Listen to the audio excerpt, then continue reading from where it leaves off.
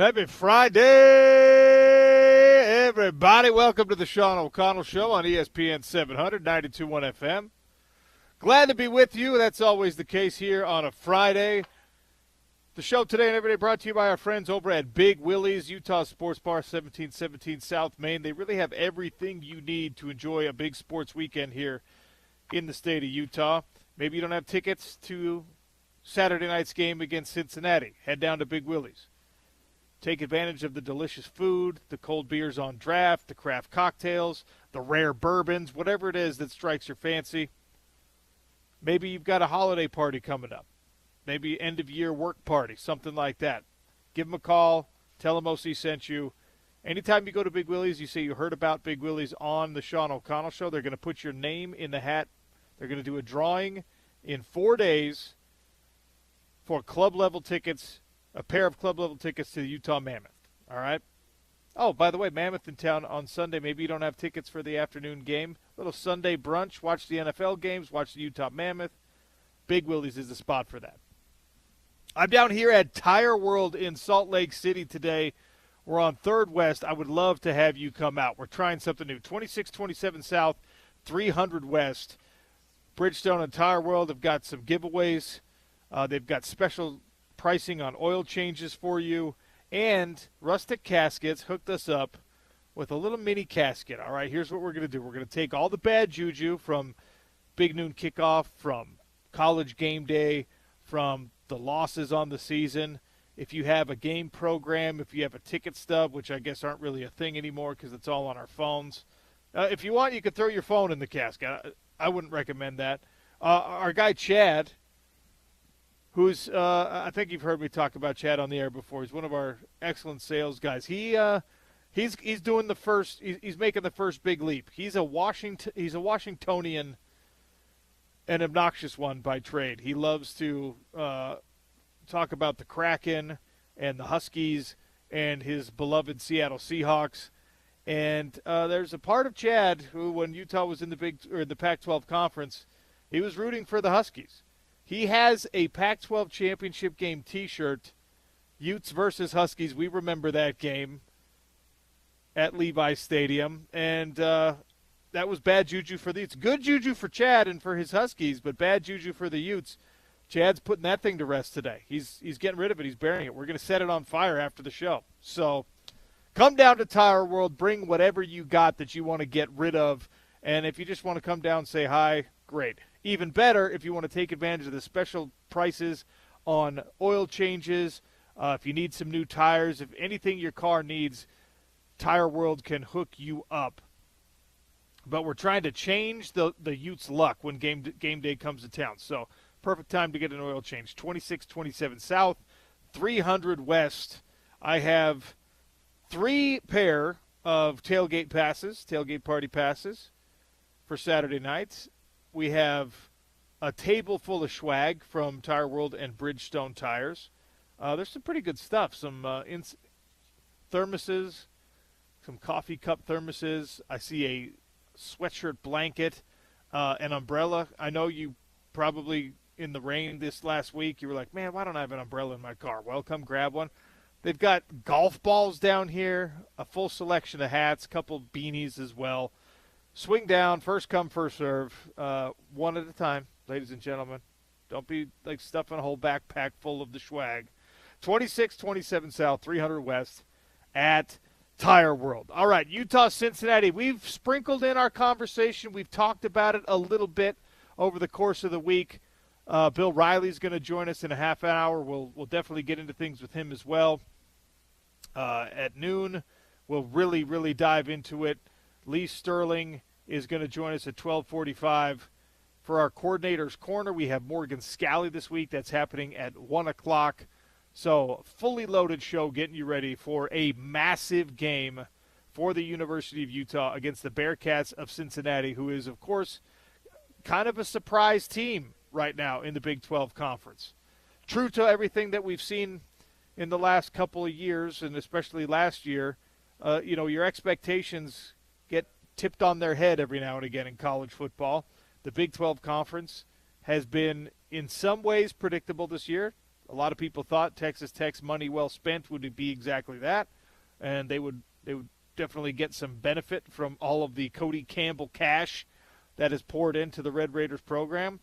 So far, that's how things have played out, although the injury bug is starting to plague that team a little bit. Arizona State was highly thought of. They got really, really bad news this week. Sam Leavitt, their starting quarterback, a huge part of what made them good last year and what they really needed to be great this year. Sam Leavitt's out for the year. He's going to have surgery, and he's done. We saw what that looks like for Arizona State when the Sun Devils came to town. Everybody plays differently. The defense plays differently when they don't have Sam Leavitt.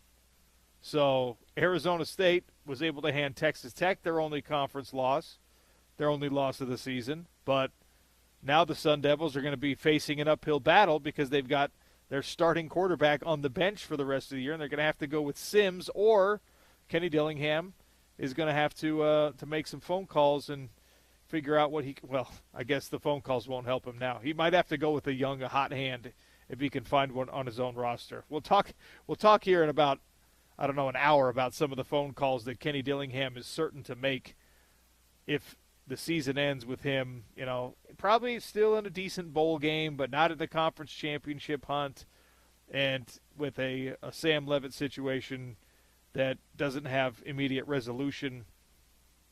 But Utah-Cincinnati. I know that it can be reductive when I sit here and I say, run the damn ball. Don't get cute. Hand the ball off. QB run game. If you've got two healthy quarterbacks, even if you got one, lean on that defense. Get behind your offensive line. See what this team is really capable of in stopping the run. What the numbers tell you about Cincinnati is that they're not great at stopping the run. 9th in the conference right now. They give up 141 yards a game. Now, Utah, of course, is the best rushing offense in the conference. Utah has ran the ball very, very well against most teams. Even against BYU, which ended up being a loss, you had really good yardage numbers. Texas Tech obviously caused you some problems in that game, but that's the number one rush defense in the conference. And by the way, Texas Tech is giving up about half as many rush yards per game as the next closest run defense, which surprisingly is TCU. When you're talking about run defense only in the Big 12 Conference right now, it's Texas Tech at number 1, 68 yards a game the Red Raiders are giving up. TCU, then Arizona State, Houston, then BYU and Utah. All of those teams are pushing 120 yards a game. Texas Tech,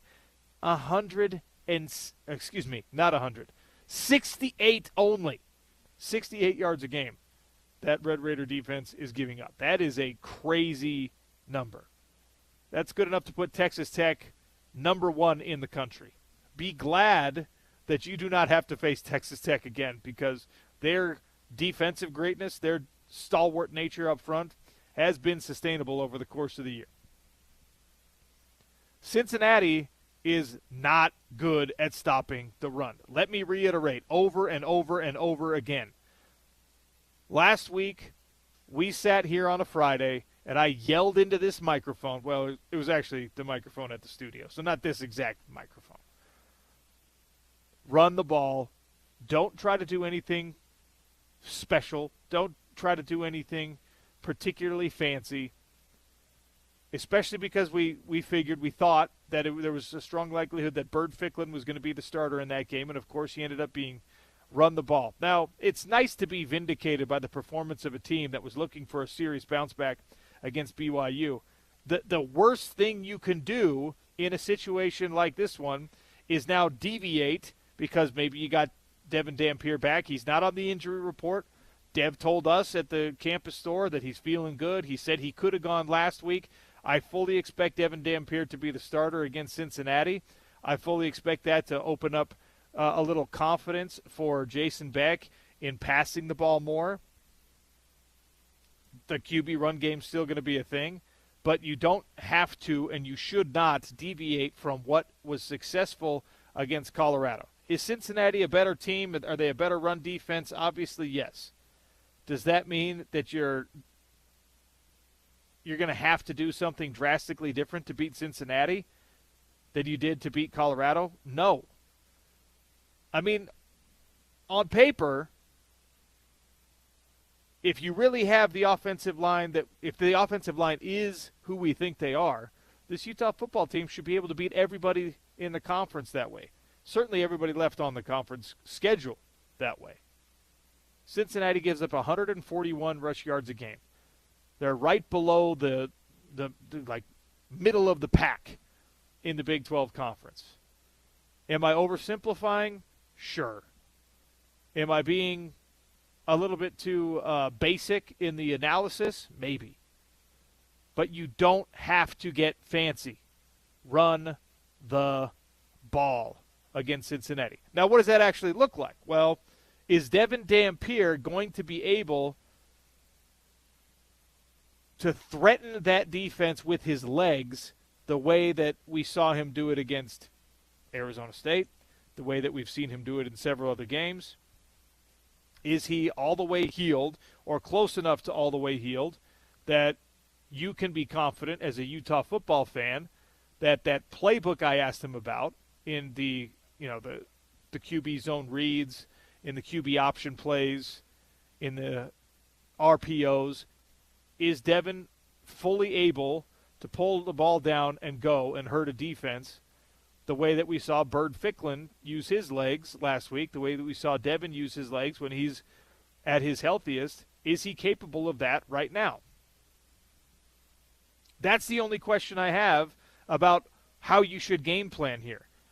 And even that's less of a game plan question and more of a substitution question, because if the game plan is, man, we really have to just exploit the weakness of the Cincinnati defense. Oh, and by the way, the weakness of the Cincinnati defense is the Cincinnati defense. They're just not great. Utah's a better football team than the Bearcats. Cincinnati's ranked higher. There's a reason why Utah's a favorite here, and it's not just because it's a night game at Rice-Eccles Stadium. It's because Cincinnati's resume right now is not particularly sexy. It's because they're starting to feel the effect of some injuries. They lost a running back for this week, it looks like they're going to be down one of their two running backs who have kind of an even distribution. The home run hitter in the Cincinnati rushing pair, the guy with the real speed, the individual that you probably have to give the most credit to, this Evan Pryor kid, 5'9", 195 pounds, quick-footed, number 6. Like, he's either going to be unavailable or he's going to be severely hampered in this game. That changes everything. Now, of course, it all goes through Sorsby, the quarterback for Cincinnati, and he has been, in some games, absolutely out of this world, like phenomenal. First team all-conference, let's talk about you as an All-American type candidate in some of these games.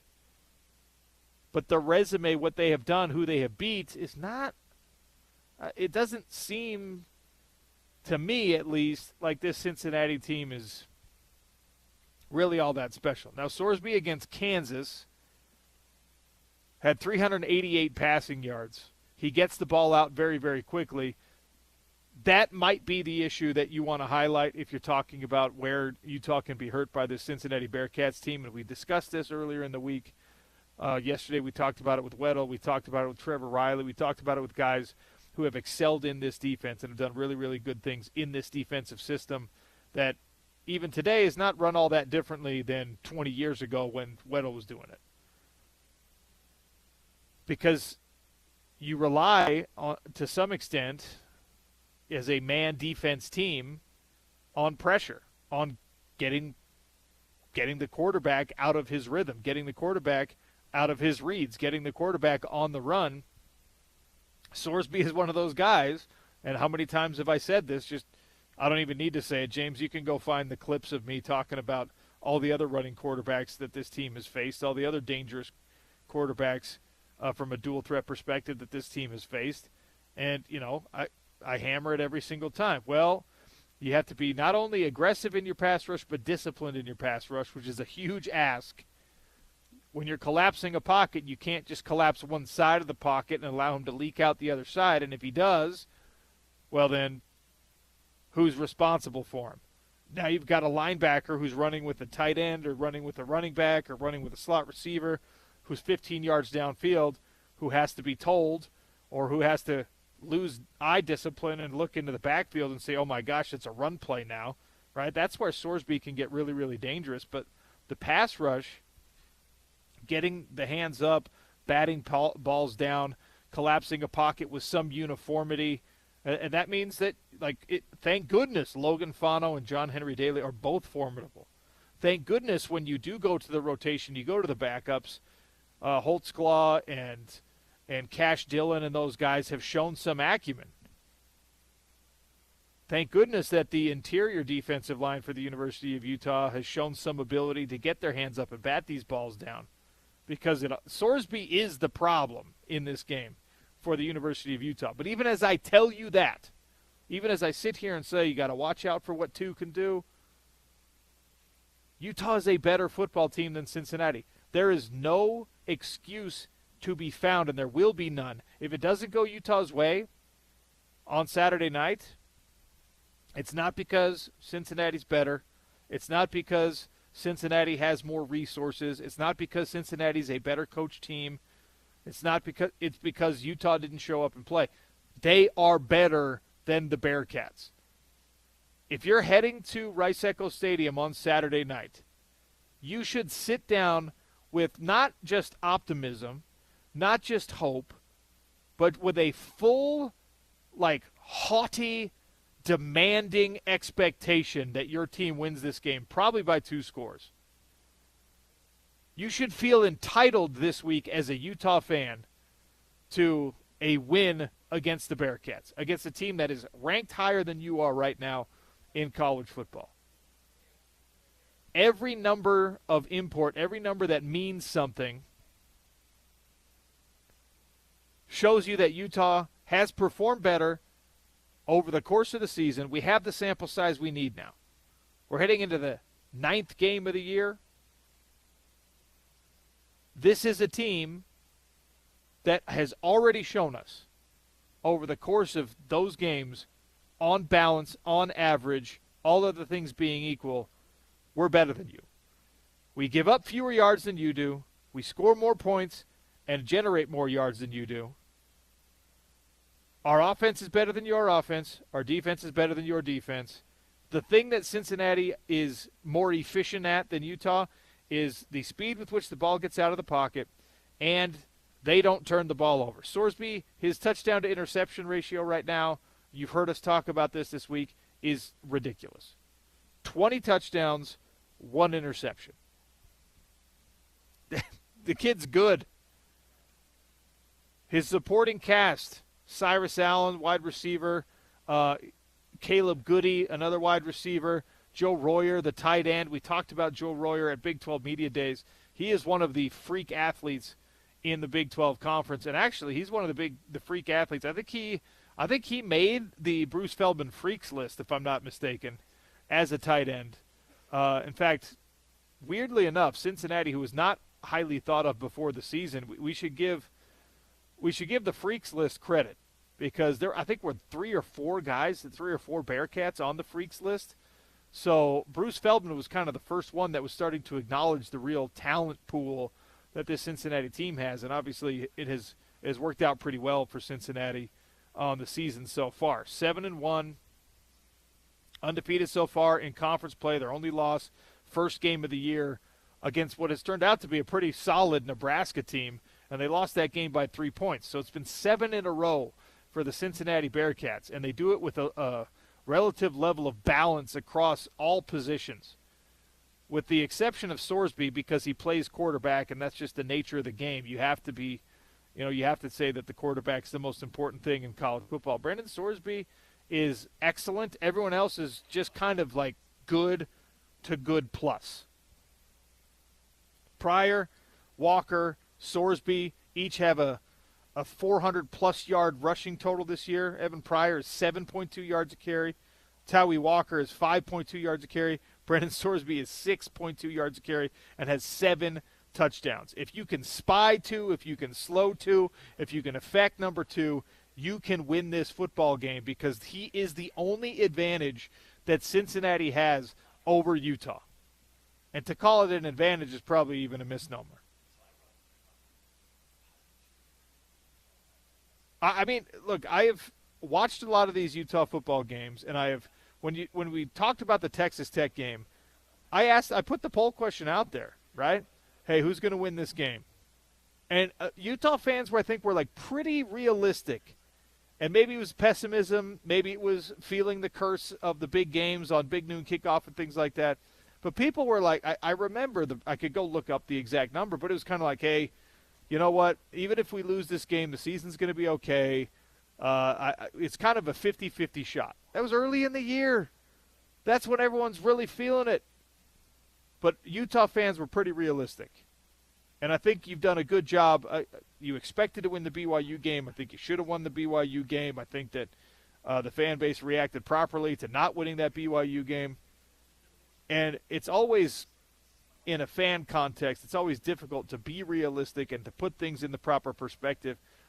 And if I'm doing the wrong thing here, I'll suffer the consequences on Monday's show. But I am telling you, this Cincinnati team is not Texas Tech. They are not BYU. They are a bunch of pretty average players with like 4 or 5 guys who are outliers from a speed and athleticism standpoint, and they have one elite football player. He just happens to play the most important position on the team. Brendan Sorsby is elite, is special. The Dante Corleone guy, the defensive lineman, is really good, okay? His reputation is better than his actual production.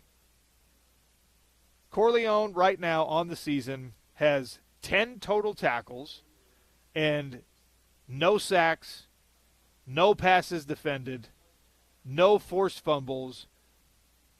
I don't know what his pressure rate is. He is not a havoc player. He is I'm going to make the offensive line account for my presence because you read an article about me before the season. The elite player, the one elite player at all positions on this team for Cincinnati is the quarterback. The unfortunate reality for Utah is he gets to touch the ball every single play, but realistically, that doesn't scare me at all. As reasonable as your expectations were before Texas Tech, as passionate as your expectations were before BYU, I want you to go to Rice-Eccles Stadium on Saturday night. I want you to be wearing your blackout gear. I want you to be feeling Ute proud, and I want you to have this full, arrogant expectation that Utah wins this game because they are a better football team on tape, on paper, in the stat column, everywhere. Vegas thinks so. I think so. You should think so too. Now, Morgan Scalley is a smart man, and we're going to talk to him later on in the show, Coordinator's Corner. Corralling number 2, Brendan Sorsby, is a different prospect than just talking about it. 6'3", 235, really good with his legs. 1,800 yards, 20 touchdowns, 1 interception so far. And, by the way, when I say efficiency with him, I'm talking more about his ability to avoid negative plays. Is there a better word for that than efficiency, James? Risk averse doesn't sound right because he's willing to, play some backyard football. Yeah, efficiency seems to be the best one, although that also connotes that he's just also super accurate, which is the case, but that's what we think of when we think of efficiency. It's is accuracy, not necessarily always making the smart play. I guess high football IQ. I don't know. Which I think is why I don't like that word to describe him right now, because his completion percentage against great teams, against top 25 teams, is in the 50s. He's only played one, Iowa State. He's not particularly dominant in the passing game. So when we talk about quarterback efficiency, I mean, whether you love it or hate it, Devin Dampier is the most efficient quarterback from a passing standpoint. He completes more of his passes percentage-wise than any other quarterback in this Big 12 conference. He doesn't take a lot of negative plays. He has, he's thrown more interceptions than Sorsby has. He's taken a couple more sacks than Sorsby has, but he's still way, way, way up there in terms of what I deem to be efficient quarterback play. The completion percentage is one of the highest nationally, right? Like he's with Devin, he's also second highest QBR in the conference, which takes that all of that into account as well. So yeah, I would say the efficiency moniker fits better with Devin than it does with Sorsby. But I mean, yeah, Sorsby always making the right play, not making negative plays. Maybe that's football IQ. Maybe that's just that. You just say, hey, he's really good at avoiding negative plays. I don't know. His overall completion percentage is 65%. He averages 9 yards per completion, which is a sick number. That is a really awesome number. And then he doesn't.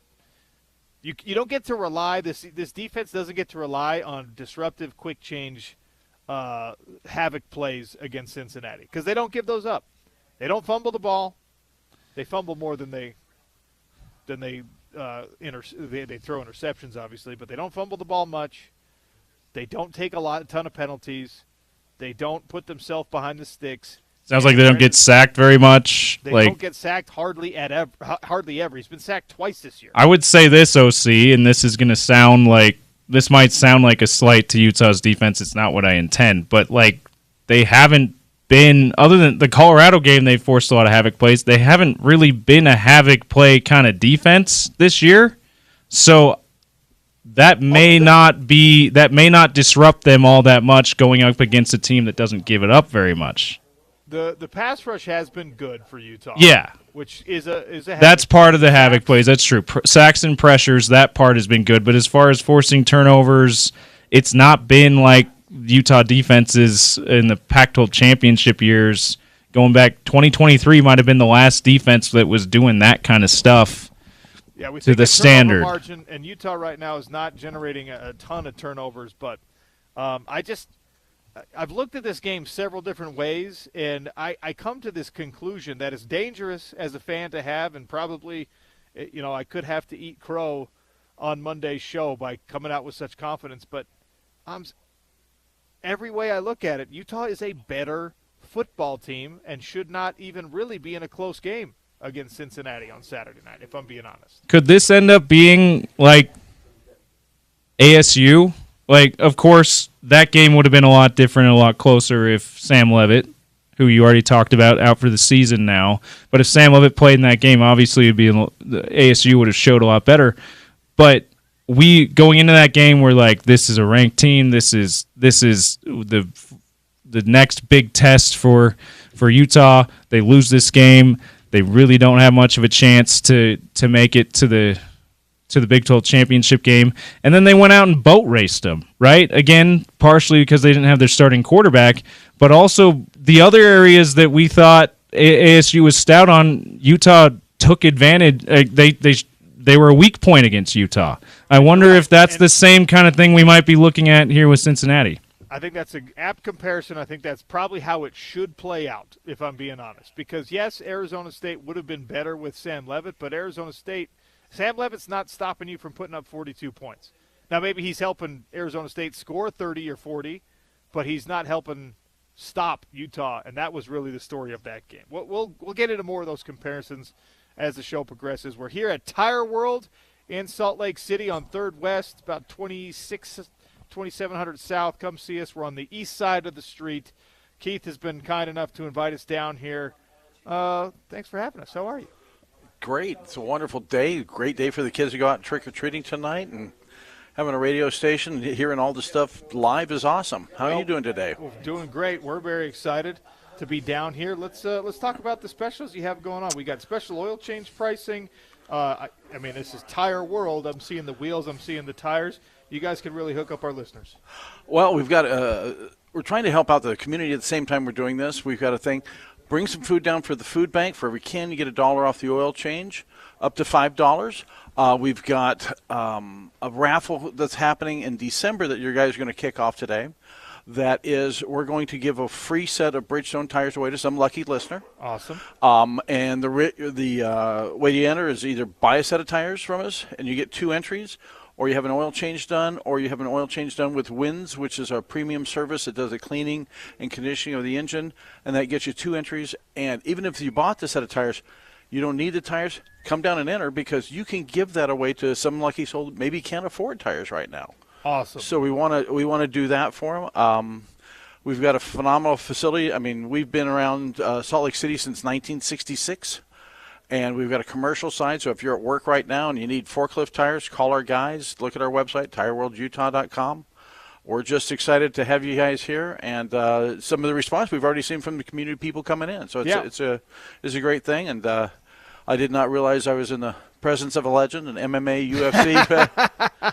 Legend is being thrown around very, very, very loosely. Yeah. You know what? I'll take it though, Keith. That's you won. I won. It makes me sad that it was so long ago, but it is fun to look back on. Yeah. We're at 2627 South, 300 West. Tire World hooking you up. Again, bring some canned goods down. Bring your Utah gear or your Bad Juju associated gear from the game day, big noon, whatever games that you want to get out of your mind. We'll put those things to rest. Better yet, bring the canned goods down. You're going to get $1 off of your oil change price, up to $5 based on how many cans you bring in. And you're going to get an opportunity to win a full set of Bridgestone tires in a drawing we're going to do later in the year. Keith, you're really hooking us up. We appreciate it. Absolutely. Thank you very much for coming down. Bill Riley, the voice of the Utes, joins us next to break down what else? Cincinnati versus Utah on ESPN 700, 92.1 FM.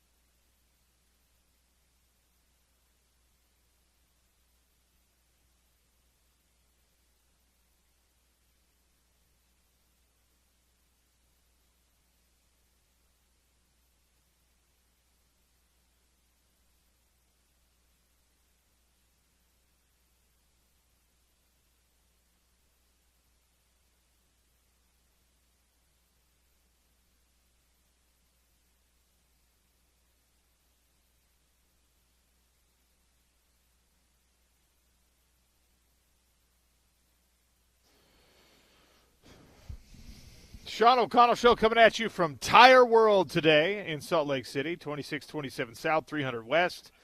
Bring in your canned goods, $1 off of your oil change for each can, up to $5 off.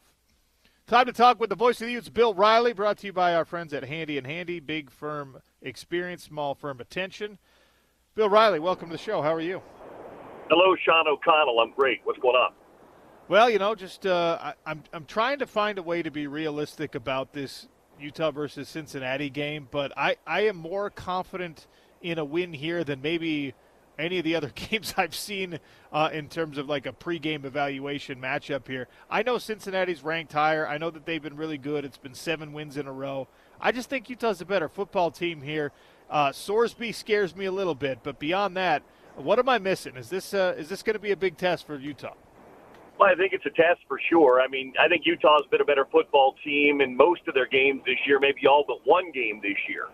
And they still managed a way to lose another game. So I wouldn't say that this is a lock by any means. And I think Sorsby is the best quarterback they've played this year.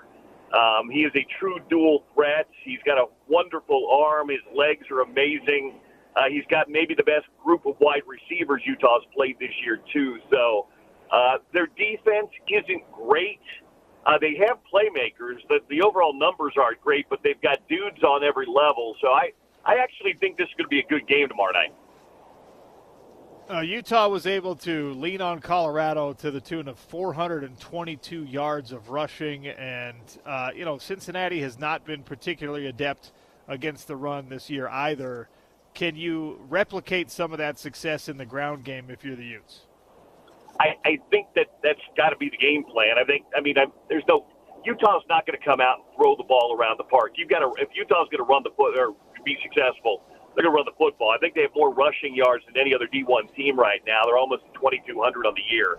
Yeah, they've got to run it. You're right. Cincinnati's given up about 142 yards a game, but it'll be interesting to see how they decide to approach it. Do they sell out for the run? They've got a good defensive lineman if he's healthy, and Dante Corleone, 2 stud linebackers that were on Bruce Feldman's freaks list. So does Scott Satterfield come out and say, okay, I'm going to try to do what both BYU and Texas Tech did, and we're just going to put 7 at the line of scrimmage and see if you can push us around a little bit. Utah's offensive line looked fantastic last week against Colorado, but I think this Cincinnati defense is a little bit better than that Colorado defense. So I think the game plan with Utah this year especially is always going to be, Sean, let's run the football. But I'm going to be really curious because Cincinnati does have some, I think, better athletes and better overall team defense. If they just line up and say, we're just going to put more guys at the line than you can block, let's see if Devin Dampier or Bert Ficklin can throw it on us. You said Devin Dampier or Bird Ficklin. I think we get some Devin Dampier and Bird Ficklin. How do you think the quarterback situation is going to be managed? I think, like you said, it wouldn't surprise me at all if we didn't see a little bit of both these guys. Earlier in the week, I was told Devin was trending in a good direction. I haven't been up there the last couple of days, but he wants to play. You know it. You talk to him every week. He wants to play. But I think because they're so similar in the way they play, I think it's going to be hard not to get Bert Ficklin some reps, too, just because what he showed Utah last week was he's good and he's ready to play. He may not be quite as seasoned as Devin because Devin's played a couple of years of D1 football, but I don't think at this point in time you can keep Bert Ficklin off the field for the whole game. So it wouldn't surprise me at all to see both those guys play tomorrow night. Yeah, I think we're going to see both of them on the field at the same time, and I want to see what Jason Beck can scheme up from that. If Devin is as healthy as I think he is or close to full health like I think he is, I think it'd be fun to see if we can get a couple of gadget plays with 2 quarterbacks on the field. But we'll see. It's probably I don't know. Real quick, John, I don't know that I necessarily want to see them both on the field at the same time. I think that you can just get guys reps. I mean, yeah, maybe you would for a gadget play, but to me, if you've got them both on the field at the same time, you're almost wasting a position or a skill guy.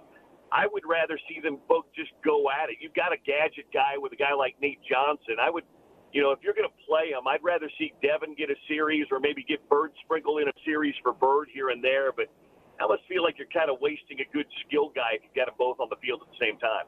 Yeah, I think you could only do it 2, 3, 4 times a game at the most, but you could do something creative out of that. And I don't know that you'll need that either against Cincinnati. I'm not impressed with the Cincinnati defense necessarily, but it feels late in the year to be saying, hey, can we get a wide receiver break out in a game like this? Because, we're 3/4 of the way through the thing. But if Cincinnati is going to do what you talked about earlier, what Texas Tech and BYU did, and say, all right, let's see if you can push us around, that should open things up in the passing game. And whether it's Bird, who's shown he's got a great arm, or it's Devin, who is the most he's got the highest completion percentage in the league, you would hope that they can capitalize on Cincinnati making a decision like that. You need the weapons. You need the receivers. The stud linebackers you talked about can maybe make it a little bit more difficult for your tight ends to be involved in a situation like that. So can this wide receiving core have a breakout game, or is it too late for us to stop expecting that? Well, Ryan Davis, we know what he is. He is a really good wide receiver, and his numbers are going to be terrific. I think the last couple of weeks we've begun to see a couple of guys emerge, not greatly, but a little bit more. J.J. Buchanan, who's not a tight end anymore. They're lining him up as a wide receiver. He even said he's not in the tight end room. He's working with Coach Simon now. And Larry Simmons has begun to flash a little bit, too, for Utah. He's got back-to-back games with touchdowns. He's really good along those sidelines, keeping those feet in bounds, got good hands. So, again, I'm with you. I don't think we're going to see some sort of, pass game, throw game explosion to where somebody's getting, 175 yards receiving. But I do think there's some things to like about both Buchanan and Simmons the last couple of weeks. Then you put them in tandem with Ryan Davis, who's been good all year long, and then Dallin Bentley, who's having a fantastic season. That's 4 really good pass targets to hit to go along with your backfield, your dual-threat quarterback, your new weapon in Daniel Bray. So I think this offense, again, it's not going to change greatly, but I think we've seen some nice additive parts to it the last few weeks. Brendan Sorsby is a big problem. Everyone else around him is at least of decent quality, but it's really Sorsby that scares me because you can't force him into mistakes. He doesn't make them very often. He doesn't get sacked. He doesn't throw interceptions. He doesn't really fumble the ball. And so it's kind of like when I look at how Morgan Scalley can scheme up a team like Cincinnati, it almost – I don't want to see anyone abandon the pass rush, but you also have to be very cautious about dialing up a bunch of crazy or exotic pressures unless you're confident they can get there within 2 seconds. How aggressive do you think Morgan is this week? Last week, he was remarkably aggressive.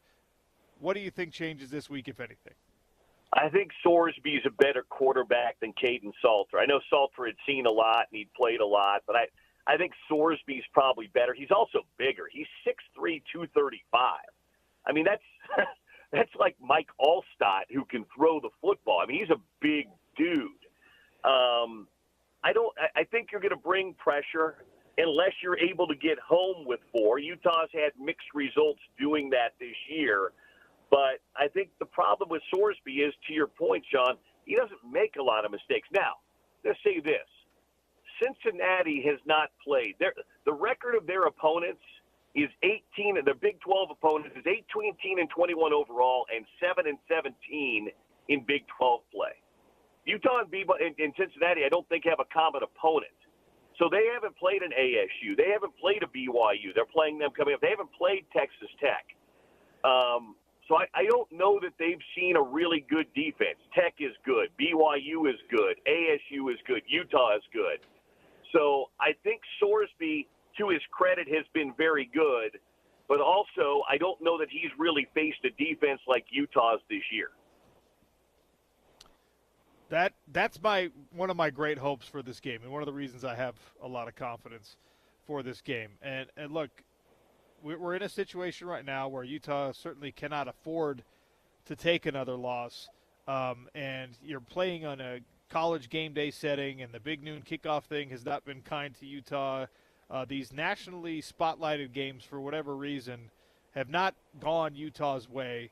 Is there anything to it, Bill? Because it shouldn't affect players. It's only supposed to be a fan experience thing.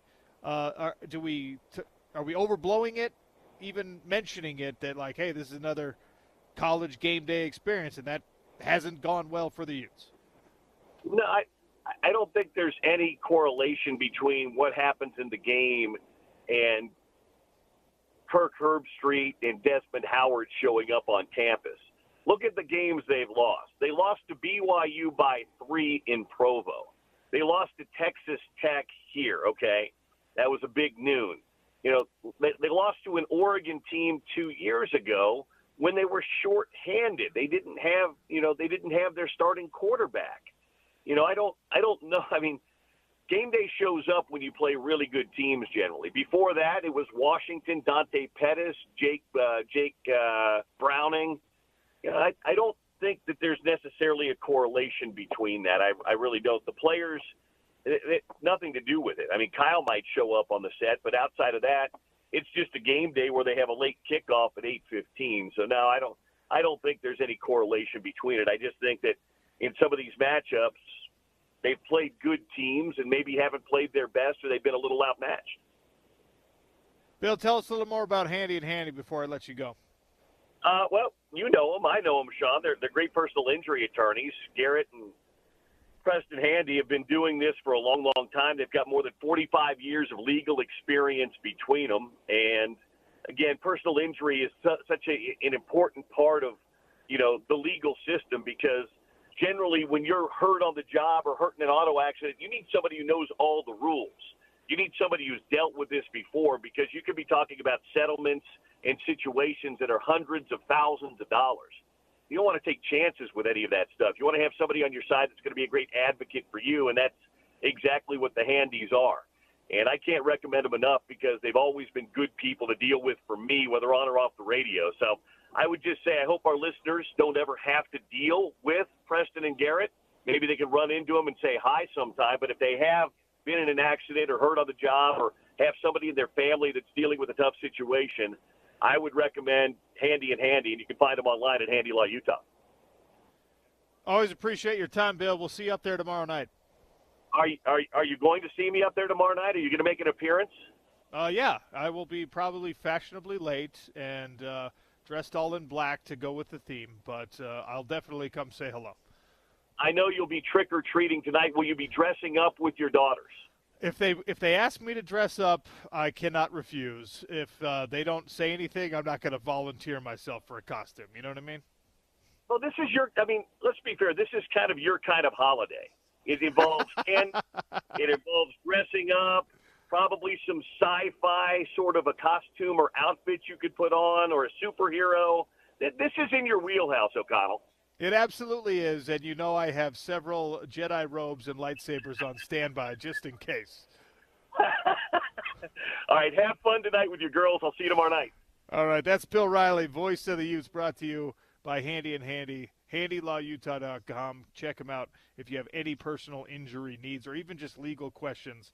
They love to be a resource for our ESPN 700 listeners.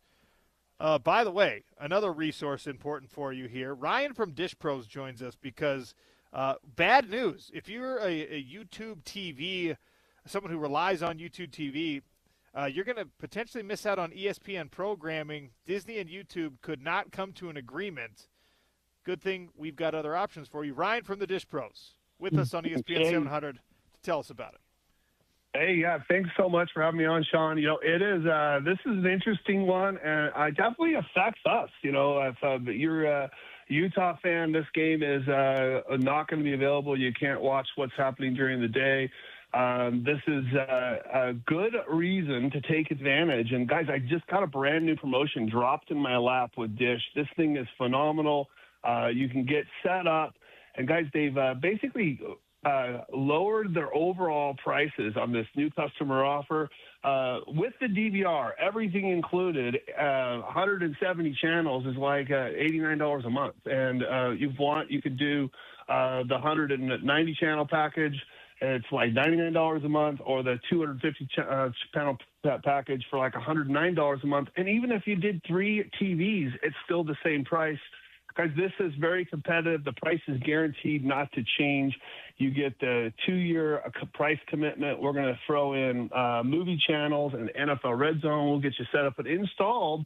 If you call us right now, I could possibly get it done today. If not, we can have it done tomorrow. But you got to call right now. If you don't want to go without, if you're tired of dealing with the crap and you want to get a better TV service, and also we can help with internet too. I've got over a half a dozen internet providers, prices from $20 to $50 a month, so we can help you. You just got to call us today, 424-DISH. Call now, and I'll throw in dinner at JCW's. It's 801-424-3474. That's 801-424-DISH. Ryan and the Dish Pros can help you with this YouTube TV ESPN problem. Give them a call, 801-424-DISH. All right, Hot Lunch is coming next. BGR is rolling out a brand new burger. I've been waiting not so patiently to try this thing, and we'll talk about it in our next segment. Sean O'Connell Show, ESPN 700, 92.1 FM.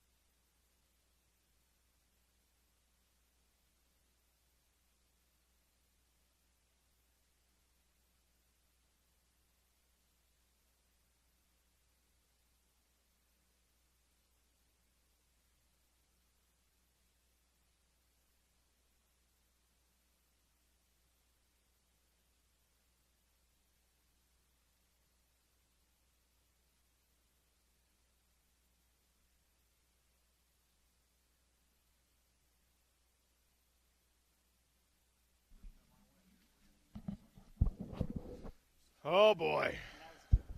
I got a problem, ladies and gentlemen. BGR rolling out a brand new burger for the Hot Lunch. Burgers Grilled Right, 1202 Wilmington. They brought it down here to Tire World for me, which is, I mean, you talk about service. That is absolutely excellent. 2627 South, 300 West. We're here at Tire World. They have special prices on oil changes. In fact, if you bring in canned food for the food bank, $1 off per can, up to $5 off the price of your oil change. They'll enter you in a drawing to win a free set of Bridgestone tires. They've got wheels, they've got tires, they've got whatever you need for whatever it is you drive. If you're in the commercial sector and you need forklift tires, you need trailer tires, they've got everything down here at Tire World. And you can come, I'm not going to let you eat any of my burger, but you can come smell the deliciousness of this burger. I know that's probably not a great selling point for you right now, but trust me, this thing's incredible. It's a brand new burger. They're rolling out the Caprese burger. Typical for BGR, the patty itself is grilled to perfection, fresh basil, tomato, mozzarella mozzarella cheese, balsamic glaze, and a bed of pesto mayo on a ciabatta bun. I mean, this thing is beyond excellent. When you go to Burgers Grilled Right, tell them that you heard about their place on the Sean O'Connell Show, on the Hot Lunch. They're going to give you 20% off your order. BGR in Sugar House, 1202 Wilmington, hooking you up. Okay, Dale Murphy, by the way, is going to join us in just a few minutes on the show. We'll talk a little World Series with the Major League Baseball legend. I have to put this out there, okay? Sam Levitt at Arizona State. Sam Levitt at Arizona State is out for the rest of the year. Okay, now Kenny Dillingham and Sam Levitt have a good relationship. Sam Levitt missing the rest of this year means that, you know, he's definitely coming back next year.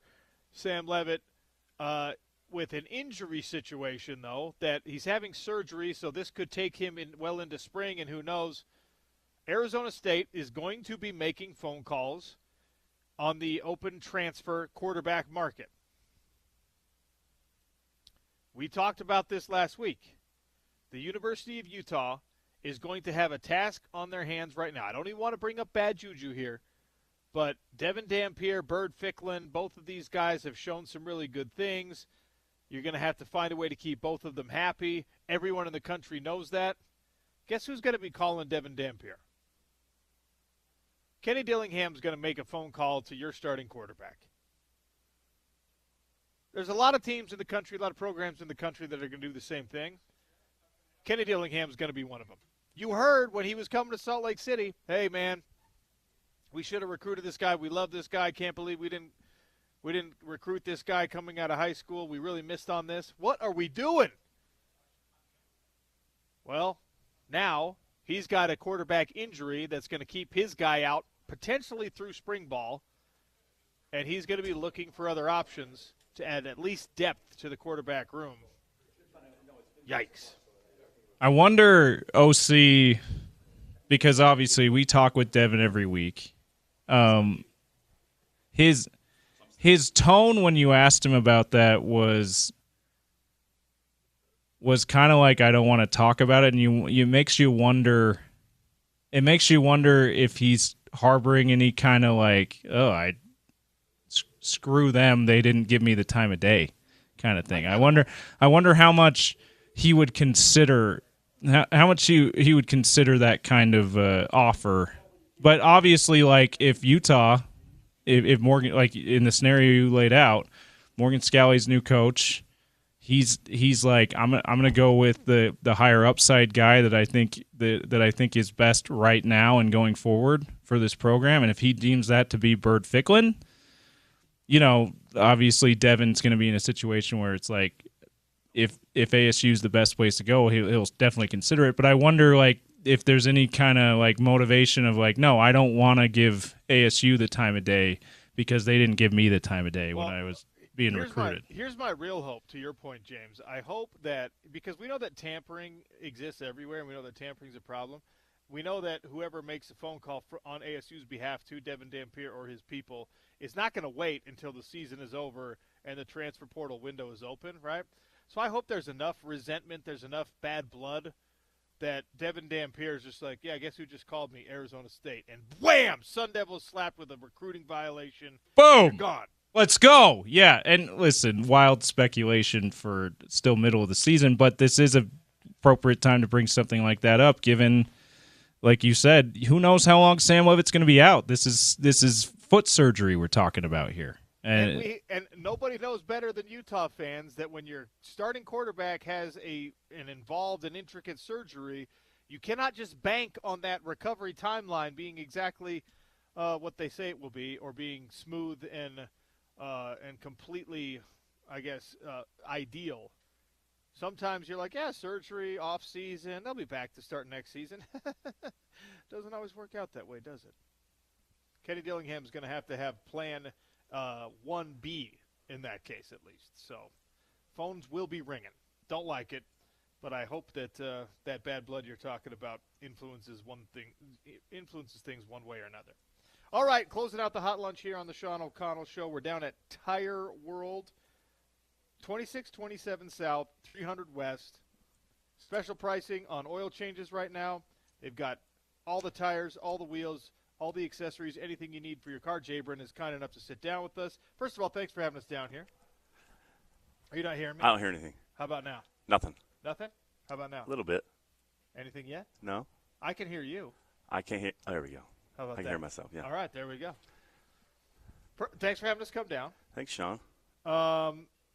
If I bring down 3 cans of food, because I always have cans of food in my car, of course, and I donate them, so you could donate them to the food bank, you're going to give me $3 off the price of my oil change? Up to 5 cans, right? Right.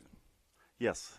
So we're using the special with discount on the oil change and getting your tires down, doing a PMA on the truck or the car, looking it over, making sure things are right.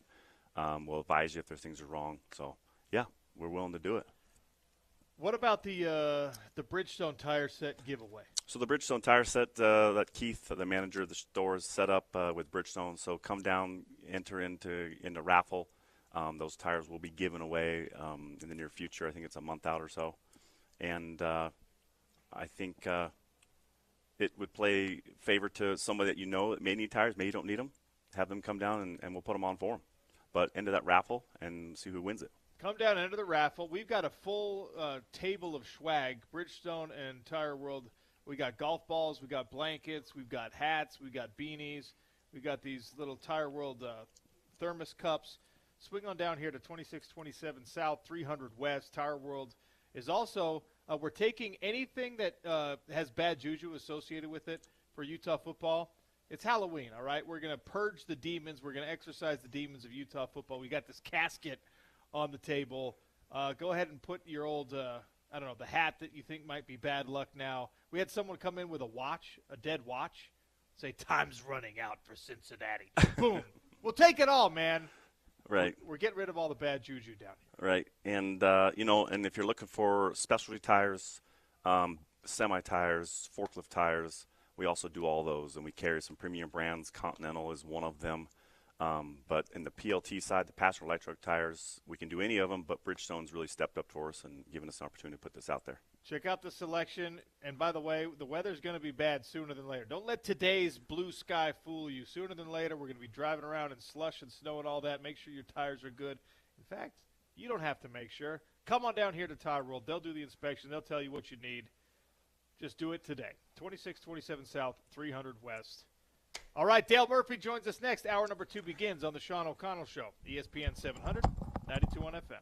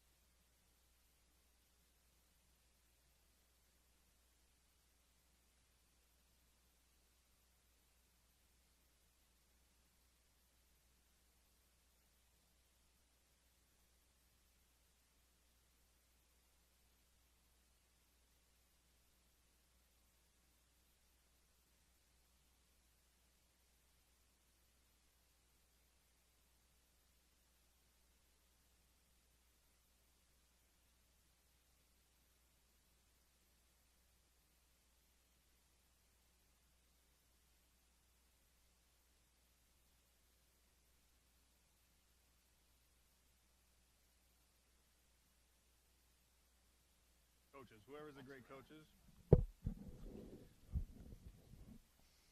We're going back on.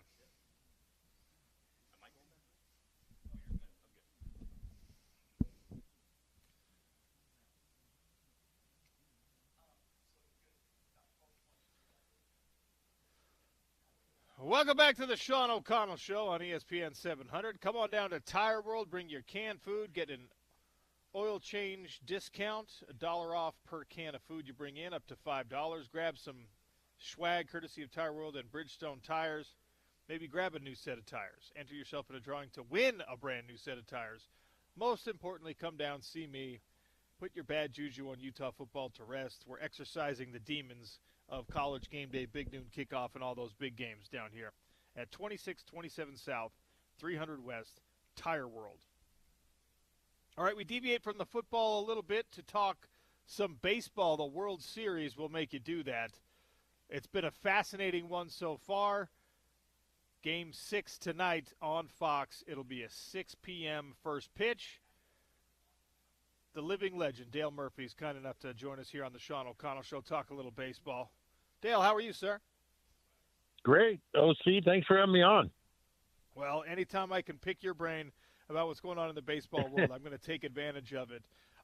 It's old Thank news you. now, but let's the 18-inning extra innings marathon game, legendary stuff on multiple different fronts, especially for the Dodgers, who ended up winning that game. And, of course, we'll get to the position they're in right now. But, take me back to, what was it, Tuesday night? When we're going 18 innings and the Dodgers are, one bad batter away from having to go with a position player to throw. Well, first of all, as we all know, they've changed the rules during the regular season, so we'll never see an 18-inning game. As long as they put, I think in the 10th inning now, you get a runner on. You start with a runner on second. The team's convinced baseball that they needed to do that. They can't do this anymore with the way the pitching is because they use so many pitchers during the regular season games. The starters are going fewer innings. They're using more bullpen guys. So teams were looking at going, 15 innings. They're like, we're going to be done for the next couple of days. So during the regular season, there's a guy on second, the hitter that made the last out, I think in the ninth, goes to second. So in the playoffs in the World Series, you don't see it. So there's always this opportunity to see something like this, which just what can you say? Just incredible. I don't know what else to say. Great plays, great pitching. So much tension and in a World Series game. And then for a guy that spent a lot of time with the Braves, Freddie Freeman, I mean, it couldn't be happier. I think he's, the only guy to hit 2 walk-off home runs.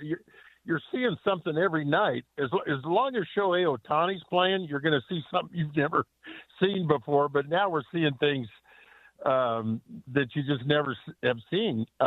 Freddie hits a walk-off home run. I was awake because I was on a plane watching it.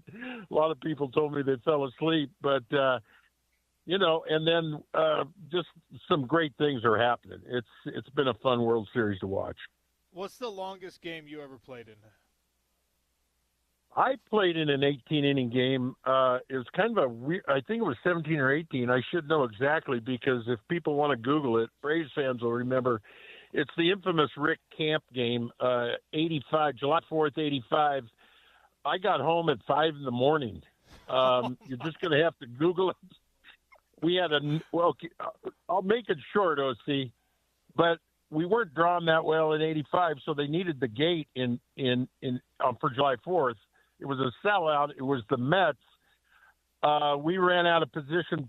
We ran out of pinch hitters and extra guys. So Rick Camp, infamously known for his lack of being able to hit a home run, I think, in the 16th to tie it up. But it was about 4 in the morning because we had a bunch of rain delays, but they didn't want to cancel the game.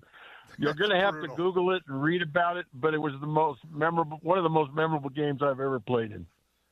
We saw that same night. We saw Ohtani, who you just mentioned, he got on base 9 times in that one game. Now, obviously, in a 9-inning game, you're not getting on base 9 times. But when you got a guy, or you yourself are the guy that gets on base at every dang at bat, I mean, how impactful can that be for a team, especially when we're talking playoff baseball? Well, yeah, they're gambling, in that game, and then I think a couple of other times he's been so hot as well, that putting him on base is going to be the good strategy. He's hard to figure out because if he gets so hot, he's going to hit a home run. The other problem with walking him is he can steal a base too. But here's what's going on with the Dodgers. I think, if you've been watching it, everybody knows their offense is not clicking. And so they're gambling. The guys behind Ohtani are not hitting that well. So the gamble is put him on base and see what you got behind him. Obviously there's an advantage for the Blue Jays now. Just need to win 1 out of 2 at home. But Yamamoto pitching tonight, again, things you've never seen before. He's got 2 straight complete games. Complete games are a thing of the past nowadays. And he's got 2 straight.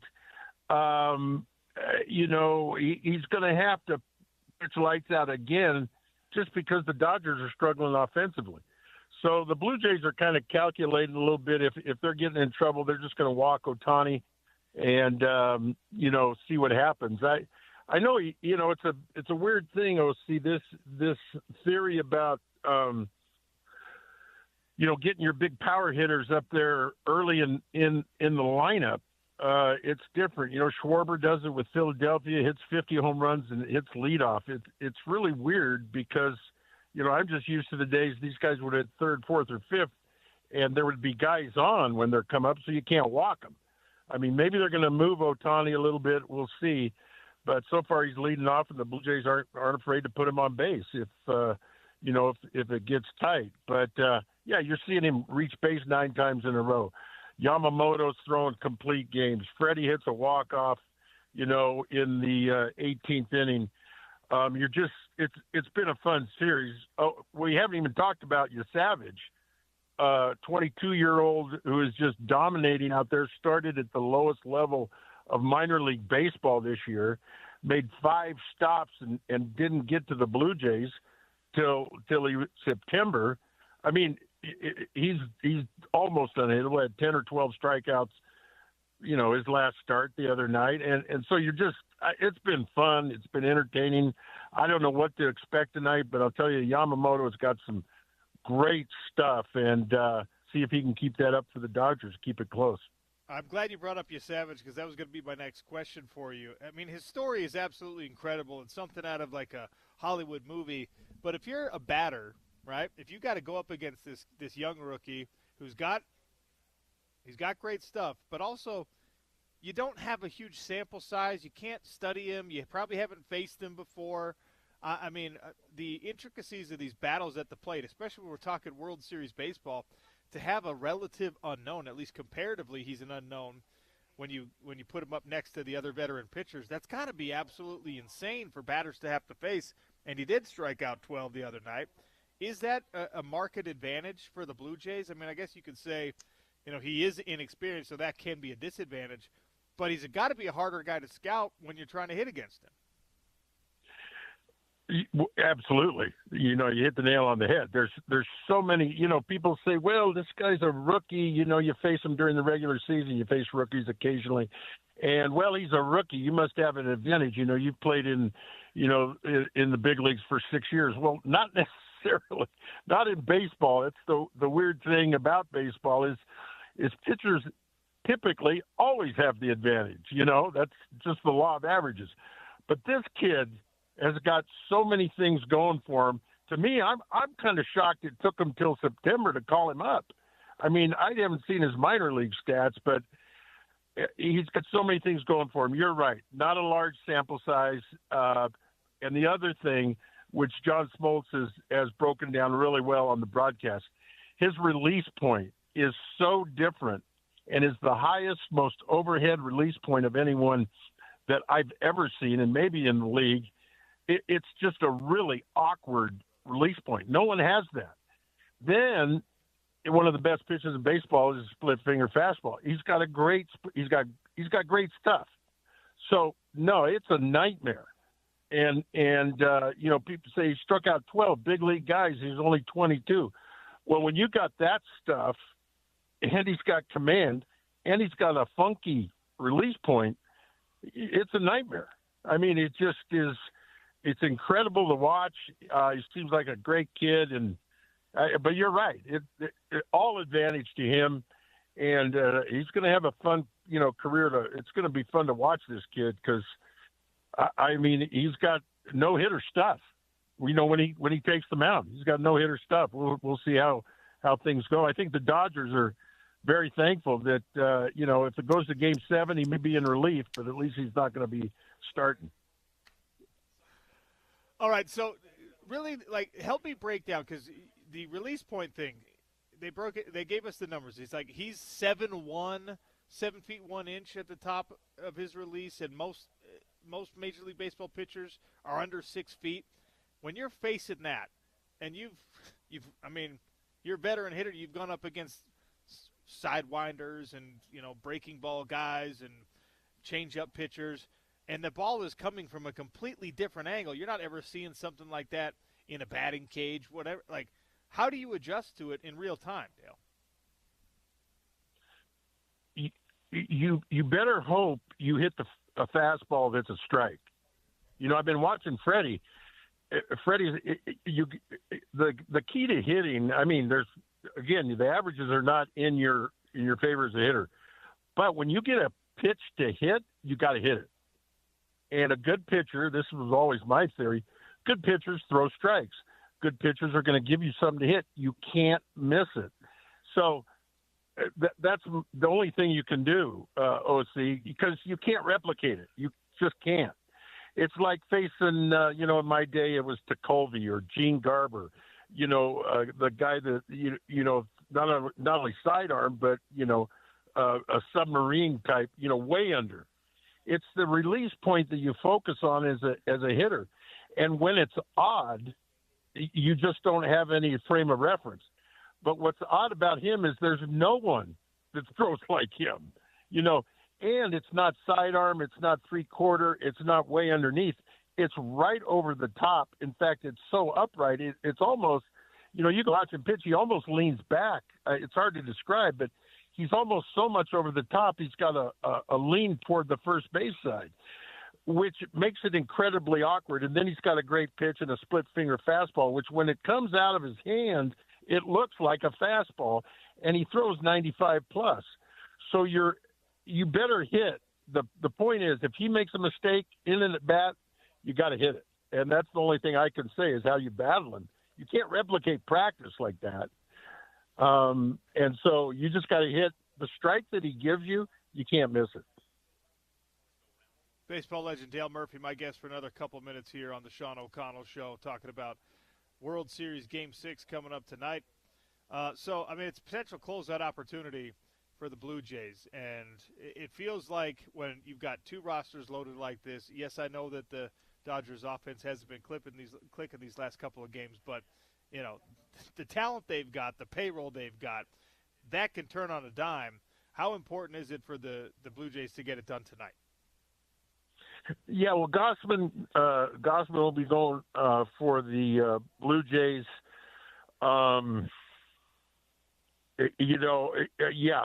Obviously, you're right. It's baseball, so you're looking at the past 7 to 10 games. Offense maybe hasn't been clicking, but baseball's weird, and you're right. They got very talented guys in the lineup that could break out tonight. In fact, if they break out tonight, that doesn't bode well for tomorrow. So you're right. I think Blue Jays are thinking to them. I mean, that's what makes it a fascinating Game 6 is you got Yamamoto, who's got, you can almost say no-hitter stuff when he goes out there as well. I think it's fascinating because Dodgers aren't clicking, but Yamamoto's pitching for him. So if he can keep the Blue Jays down, if they can scratch out 2 or 3 runs, then seventh game, no telling what's going to happen. So, yeah, I'm sure the Blue Jays are like, okay, let's not, we don't want to go to 7. Let's try and end it tonight. Obviously, they're going to try and end it tonight. The thing is, if the Dodgers win and get a few hits going, a little confidence going, I think it's going to be a tough Game 7 for the Blue Jays. I think you're right. I think obviously you want to get them while they're struggling a little bit, but it's going to be a fascinating game, especially with the guy that's, like I said, no-hitter stuff. Yamamoto, at least he's got shutout stuff. It's going to be a fascinating Game 6. It may not be high scoring, but I think it's going to be fun for baseball fans to watch. As you mentioned, the little cat and mouse between the pitchers and the hitters. I mean, it's really fun to watch. I think that's the intrigue of the game is not just the home run. It's all the little things that are happening. And there's a lot of little things going on where your defense is playing. What's the count? Just the whole thing. I think both managers have done a good job. Dave Roberts has been questioned a little bit on his bullpen moves, but he had an 18-inning game the night before. So it's been a fun one with a lot of stuff going on. But yeah, watch out if the Dodgers get a little confidence going. It's going to be a really fun Game 7. It'll bode well for them if they get a few hits and drive in a few runs tonight. Dale, how gratifying is it to see, when you're a sports dad, to see your sons have success?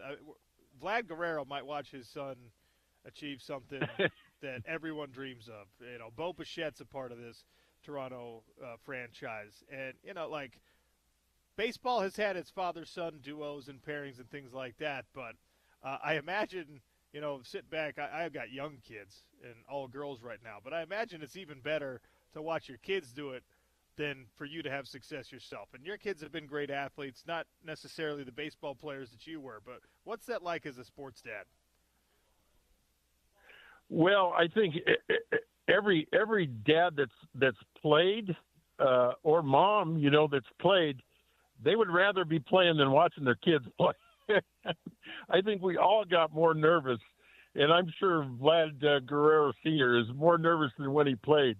It's when you're playing, you got a little control of what's happening out there. But when you're just a parent, it's a blast. And I think one of the challenges for us as parents is, keeping it in perspective, because we're the ultimate fan. We don't want our kids to ever fail, but we got to remember that's going to happen. They're going to have successes and they're going to have failures, but you just, it's, what's the most satisfying thing is to watch them work, and prepare and practice and try to get better, because sometimes things are good on the field, sometimes things aren't, but, you admire your kids when you see them. I used to have a teammate of mine. He says, my son's playing football. I go, how's it going? He goes, it's just fun to see him stick his face in the fan. And I was like, I've never heard that phrase before, but I got I understood what he meant. Your kids are putting themselves out there. That takes a lot of guts. I think as parents, we got to remember that's the success. We just don't know what's going to happen on the field. You have good luck, you have bad luck. But when you see them, like it was actually Ted Simmons, Hall of Fame catcher, who said it. When you see your kids stick their face in the fan and go for it and work and try to get better, that's the fun part. And we got to remember, just pull for them, when they're on the field, and cheer for them and always be positive and understand that. Yeah, I remember my mom and dad telling me how nervous they were watching me. When I struck out, they just felt like, they go, how do you do it? I go, well, I know I'm going to get up again. And they're like, we hate it. It's driving us crazy.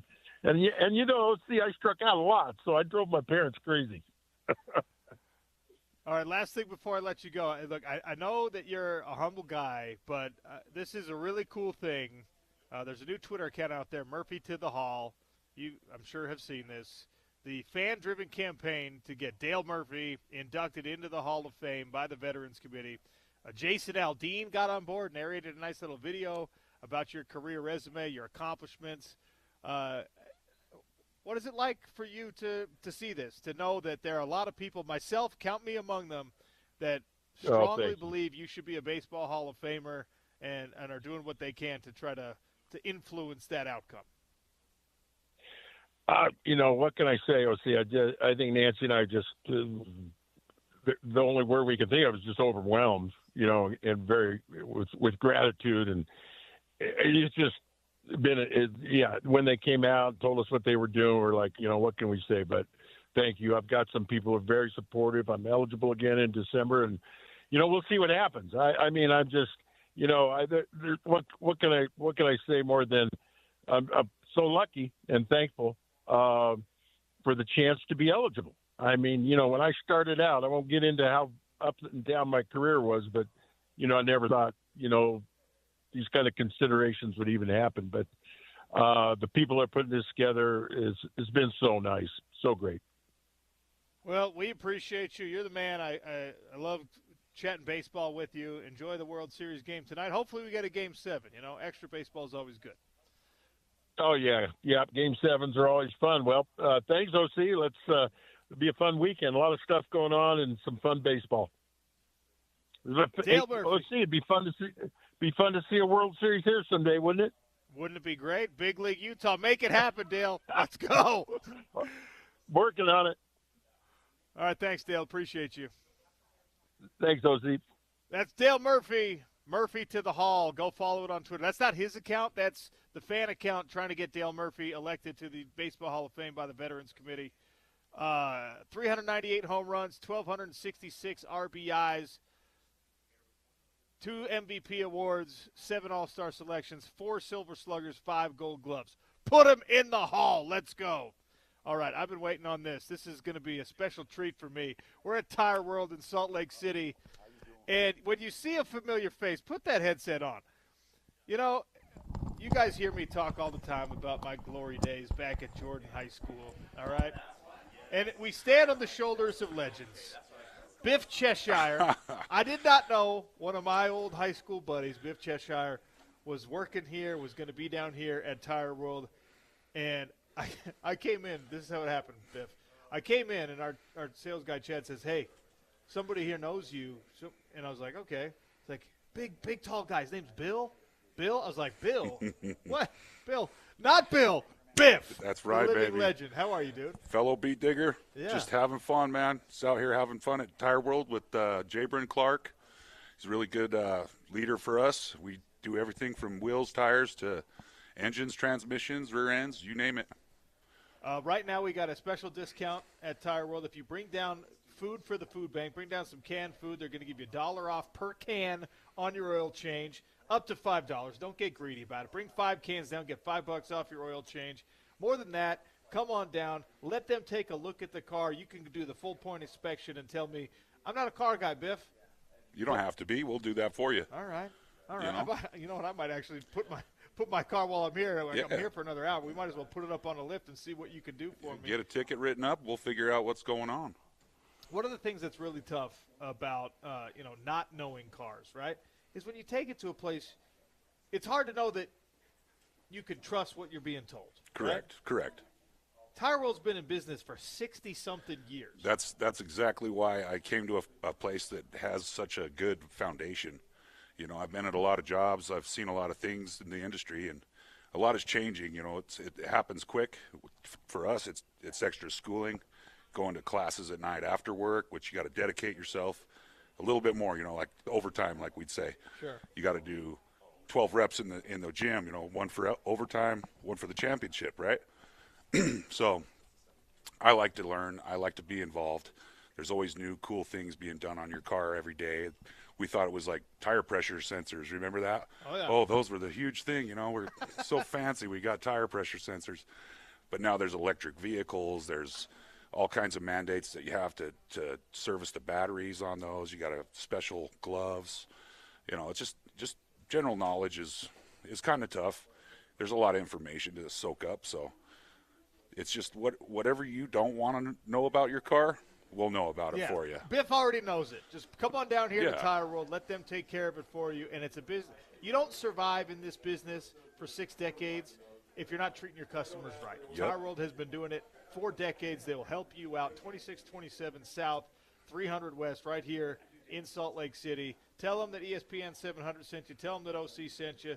They're going to give you a discount on that oil change. Just bring in some canned food that they can donate to the food bank. Biff, what a great pleasure to see you, It's my great friend. to see you too, brother. I haven't seen you since I think it was Kenneth's MMA fight. Yeah, that's probably right, yeah. I think you shouted me out. You're like, I haven't seen Biff in a long time. I didn't have any idea that you were going to say that to me. So I was like, oh, man, thanks, Sean. Bro, we love you, Biff. Yeah, man. So, yeah. If you're, between the ages of like 38 and 45 and you grow up anywhere around Sandy, you know the name Biff Cheshire, all right? Yeah, the I'd man's say a legend, so, and I'm for really happy I sure. got to see him today. Heck yeah. Daily Dump is coming next on the Sean O'Connell Show. Go Utes. Utah's #1 sports talk, ESPN 700, 92.1 FM.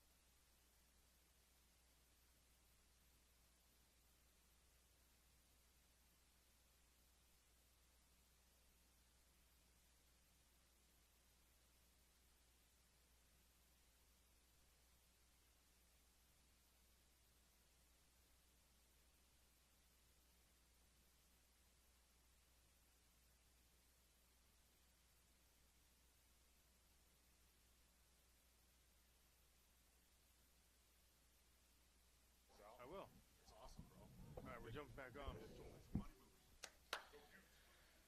Well, welcome back to the Sean O'Connell Show. Lee Sterling still set to join us. We got a quick daily dump brought to you by our friends over at Valley Plumbing. We're down here at Tire World, 2627 South, 300 West.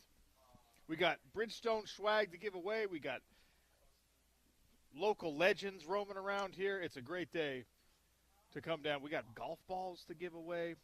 We have the casket. Rustic Caskets gave us a casket. If you want to put any of the bad juju from Utah football's most recent forays on Big Noon Kickoff and ESPN College Game Day, if you want to put those to rest, we got a coffin for it. If you bring in canned food, we'll give you $1 off of your oil change, up to $5. $1 off per can, up to $5 to get an oil change down here at Tire World. And they can do everything, not just tires, but they can do everything for your car. Remember yesterday when we were talking about the ineptitude of Scott Woodward at LSU and the fact that the Louisiana governor had so little trust in Scott Woodward that he was going to appoint a committee to hire the next football coach at LSU? Well, guess what? The question I asked yesterday, why are you the athletic director if nobody thinks that you are capable of hiring football coaches? And by extension, you would think probably the same with basketball coaches. Woodward is out. If the governor and the people hire on the ladder, and by the way, if you're the athletic director at a major university like LSU, you're one of the most powerful people in your home state. And if they don't trust you, the people above you, and there's only like 50 of them, if they don't trust you, how do you keep your job? The answer is you don't. Color me shocked, OC. LSU athletic director Scott Woodward, somebody, like common sense prevailed, somebody looked around and said, wait a second. If we really don't trust this guy, why is he our athletic director? And then there's the record scratch. I guess we don't need to have him. I guess you make a good point there. Yeah, you could. The writing wasn't just on the wall; it was everywhere you could see. Right after the governor publicly said, "Yeah, Scott Woodward's not good at all at his job." You're like, okay, well, I don't think he's going to have his job for very much longer then. If you're Scott Woodward and you hear the governor say something like that, come out, we're not letting him hire the new football coach. I'm going to appoint a committee. We're going to figure it out. You just immediately get on, like, Indeed.com. You start Googling jobs. Like, all right, who needs me? Is there an FCS school I can head up? Look, I know this is a time huge being bummer for him. LSU is his alma mater. He was born in Baton Rouge, Louisiana. I mean, this is a hometown boy. And he went to Washington, then Texas A&M, and since 2019, he's been the man at Louisiana State University. But the Bayou Bengals are not going to trust him to hire the new coach, and so he's out. So you're yesterday. So you're telling me in his tenure they won a national championship? Yes. With Joe Burrow. I mean, that's what happened to Ed Orgeron, who was also a Louisiana native. So, I mean, Well, Ed Orgeron has been campaigning. We haven't talked about that either. Ed Orgeron's been campaigning for the job. He was asked, like, would you get rehired. Ed Orgeron, Go Tigers. Go Tigers. He's like, he speaks the Cajun patois. He's like He a really real does. Louisiana dude. He's like a much more coherent and like easier to understand. Who's the coach on the Waterboy? Yeah. He's got that same gruff voice though, and the accent and everything. Yeah, but you can actually understand him. What is his name? LSU Mud Dogs. Yeah, everyone knows what I'm talking about. If you've seen Waterboy, he's not the coach. He's just like he's like the dad, right? The coach is. Oh, I thought. Well, he's not the. Fonz. No, he's not the head coach. I thought he was I thought he was on the staff though. Maybe he's just a dad that's always hanging around. It's Farmer Fran. Farmer Fran. That's it. Yeah, he's just a dad that always hanging around. Okay. Yeah. It's the Fonz who's the coach on the right. Waterboy, Yeah. which is Henry Winkler. is Coach Klein in the water bowl. Coach Klein. Yeah. Incredible. Ed Orgeron is Farmer Fran. No, I mean, The Ed Orgeron, you can asking, understand him though. Would you like to be the head coach? He'd be like, yeah, all I got to do is get my truck. They're like, what if somebody else gets hired and they want you to be the assistant, like a defensive coordinator? He's like, yeah, I'll do that too. Like, I'll do that too. He just wants to be a coach again. Go Tigers! Let's go. Go Tigers. Yeah. Oh man, I hope they bring him back. Also, I'll say this about Scott Woodward. I know that he's rightfully being criticized for, and that's mainly what the governor was talking about, is he gave way too big a contract, way too big a buyouts, these long-term contracts to his last two head coaching hires, Jimbo Fisher at Texas A&M, which didn't work out after a while, and of course this was Brian Kelly. But like, if you really think about it, like Jimbo Fisher was that? Can you really say at the time hiring that guy and giving him a long contract was a bad thing to do? Like that guy was coming off a national championship not long before that, right? And Brian Kelly, all that success at Notre Dame, you're like, hey, we just pried one of Notre Dame's best coaches in the last 20, 30 years away from Notre Dame. So I don't know that it's totally unfair to be like, this guy makes bad hires. It's just like, it's like what Dale Murphy was telling us about when you're watching your kids play sports. It's like sometimes the results don't go your way. It's not.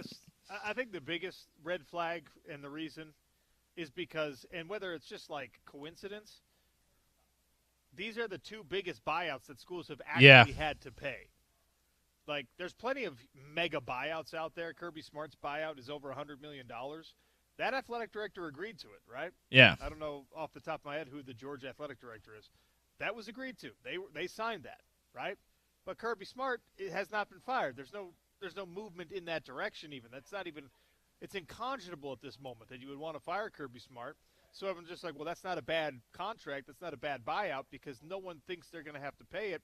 The problem is that – the Jimbo Fisher and now the Brian Kelly buyouts both had to be paid. Yeah. So this guy cost his universities like $100 million, and everyone's like, that's a bit of a red flag, whether it's coincidence or not. I don't know that when they hired Jimbo Fisher at Texas A&M, and then when they hired Brian Kelly recently, that you could really foresee, a time that you're going to actually be on the hook for that buyout. Like those are really good coaches who were good everywhere else, and high level everywhere else. Anyway, I think maybe it's just a little bit tough that the results didn't go his way, but at the same time, that is a fireable offense. So I'm not saying he should have kept his job, but I just like his reputation maybe doesn't need to be so dragged through the mud like it has been. If you need windows, if you don't even know whether you need windows, now is the time to call Advanced Windows or go to advancedwindows.com. 801-850-9100. The best discounts of the year are happening right now. $2,500 off 10 windows or more. Tell them OC sent you when you give them a call. The process is going to take anywhere from 6 to 8 weeks, so it's a good idea for you to get it started now before the real throes of winter hit. The energy savings with high quality, locally made, locally manufactured, locally installed, locally serviced vinyl windows. The energy savings might actually offset the cost of the actual windows. But if you're looking at your house and you're like, man, you know what? Those things, they don't look that great. There's that one that's got the moisture between the panes. Just give them a call, 801-850-9100. And you can truly trust that this is a local company who has the customer's best interest in mind. Are they giving you a product that's going to cost you some money? Certainly. But they're going to make sure that it is worth it for you. That's one thing with the couple of years longer than that now that we've been dealing with our friends over at Advanced Windows that is so abundantly clear is that they know it's an investment you're making in your home, and they're going to make sure that that investment is worth it. It adds value to your home, it improves your energy costs, and it is something that is guaranteed for the life of your home. You can't ask for a better deal than that. Go find a car dealership, go find a plumber, go find anybody that is willing to give you that level of guarantee. Have fun. It's going to be really, really hard to find. But at Advanced Windows, They stand by their work. They stand by their product to the tune of a lifetime warranty. 801-850-9100. Tell them OC sent you. Lee Sterling, the best handicapper in the business, joins us next to play this weekend's games. It's the Sean O'Connell Show on ESPN 700 and 92.1 FM.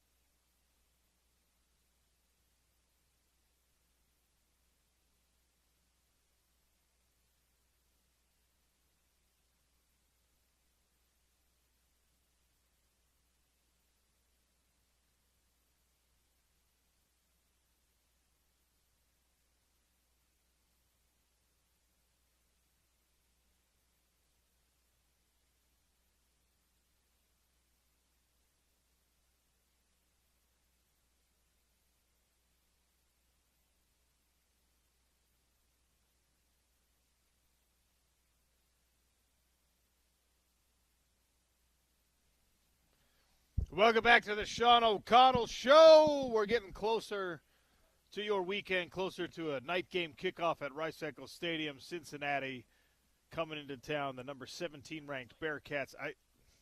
I'm telling you, Utah's the better football team. Vegas thinks so. We'll see if Lee Sterling thinks so. He's the best handicapper in the business at Paramount Sports.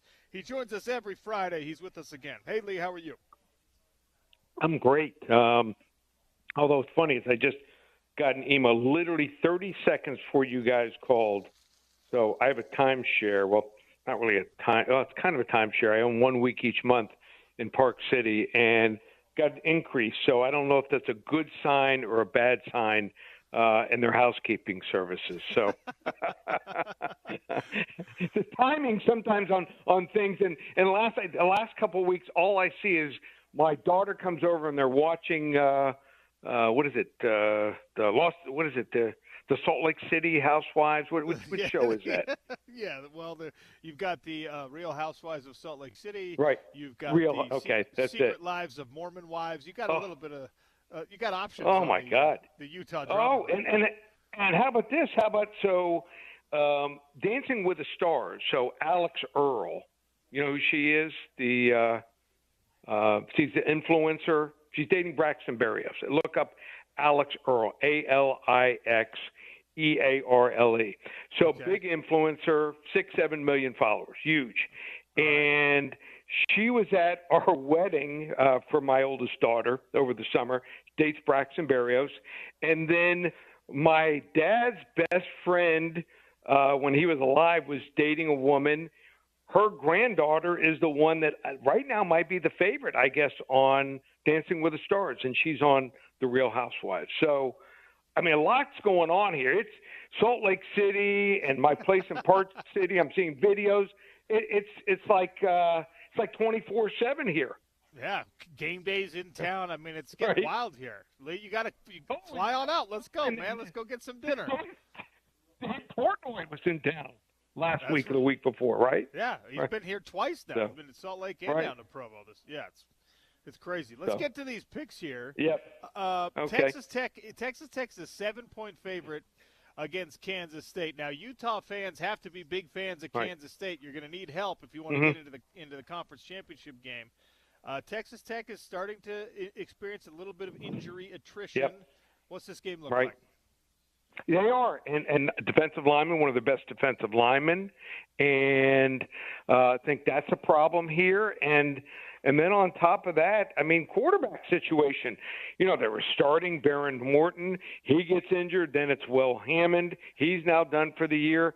Baron Morton, I mean, he's one hit away from leaving the game here also again. So this Kansas State team, this is a long season. This is crazy. I mean, we're like two-thirds through the season here barely, and Kansas State started 1-3. They might be the hottest team right now in the conference, them in Cincinnati. So I love the way Avery Johnson finally is really becoming composed. And Kansas State 7-3. This is where they do their best work against the spread as a home dog. The last 6.5 years, wrong team favored. Kansas State straight up 27-26.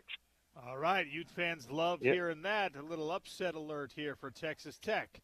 UNLV, I don't think they're going to keep Dan Mullen much longer, but what can New Mexico do? The Rebels are 4-point favorites. Yeah, the Rebels do one thing really well. They score. And usually don't get a whole lot out of watching these press conferences after a game, but one of the rare times, I mean, we heard these players step up from New Mexico and said, yeah, that meant a lot. They put a lot into last week's game. They were facing their old coach. I don't think there's any bad blood, but they knew there were some players on the Utah State team that played there last year. So these kids that some of them that did stick around, they game planned and they played their hearts out and they won the game. So I think it meant a lot to them. UNLV scores at least 30 points all 7 games. I think New Mexico kind of knows in the back of their minds at 5-3 they can beat Colorado State next week, and they're in a bowl game here. I like UNLV 35-24. 35-24, UNLV on top in that one. We'll save the Utah-Cincinnati pick for last because that's what we do here on the home of the Utes. These NFL games, and you've been red hot in the NFL all season long. Chiefs are 2-point favorites against the Bills. A lot of people think that this will be a potential AFC championship matchup. How do you see the game playing out? Yeah, so I love this game. And the public is all over Buffalo. Why? They have won each of the last 4 games in the regular season. So 76% of the public is betting Buffalo. Only, as we know now, 24% is betting Kansas City. Then why isn't the line moving? The sharps are on Kansas City. Buffalo, if you watch this team, they're cornerbacks, they can't cover a cold. Their linebackers can't make plays in space. They're praying that Matt Milano can come back from that pec injury for this game. Their wide receivers getting no separation. They'll be making trades, I believe, at the deadline here. Kansas City finally healthy, and I love their special teams. In a shootout, Kansas City 41-34 over Buffalo. Seattle Seahawks are 3-point favorites against the Commanders. Commanders are one of those teams that had a breakout year last year, and then it seems like maybe a little bit of a sophomore slump happening. They haven't made the continuous strides forward that I would have expected. Can they reverse the trend? Can they get one against the Seahawks? Yeah, and the Seahawks here, I think, are playing at a really high level and just don't like this Commanders defense here. The defense here, they try to gamble too much. When you gamble, you give up big plays here. So just like the way Seattle's coming around here.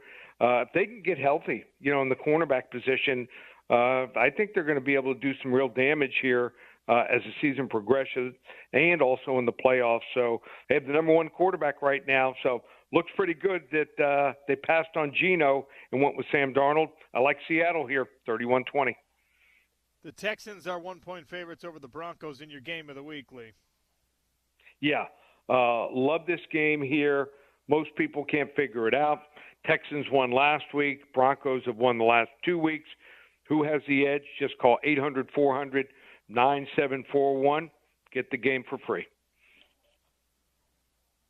And we will finish with your pick on Utah-Cincinnati. The line has been all over the place this week. Yep. 9-point favorites are the Utes right now? Yeah, crazy. I think they're trying to figure out who's going to play quarterback. My guess is we're going to see Dampier playing quarterback. I'm okay with either quarterback. I mean, both of these guys look good. It's been a long time since I said I liked a freshman quarterback for Utah, but I think they finally found the right guy to take over eventually here with Ficklin. 151 yards, 3 touchdowns, making good decisions. Cincinnati's offense is good. This is an improved team. They have one loss, and they lost to Nebraska opening week. If they played Nebraska again, I think they beat them by 7 to 10 points. I think their defense is their problem. They need short fields in this game to have a shot. Their defense only 1 interception and 6 fumble recoveries. That's it in 8 games. You're going to need short fields.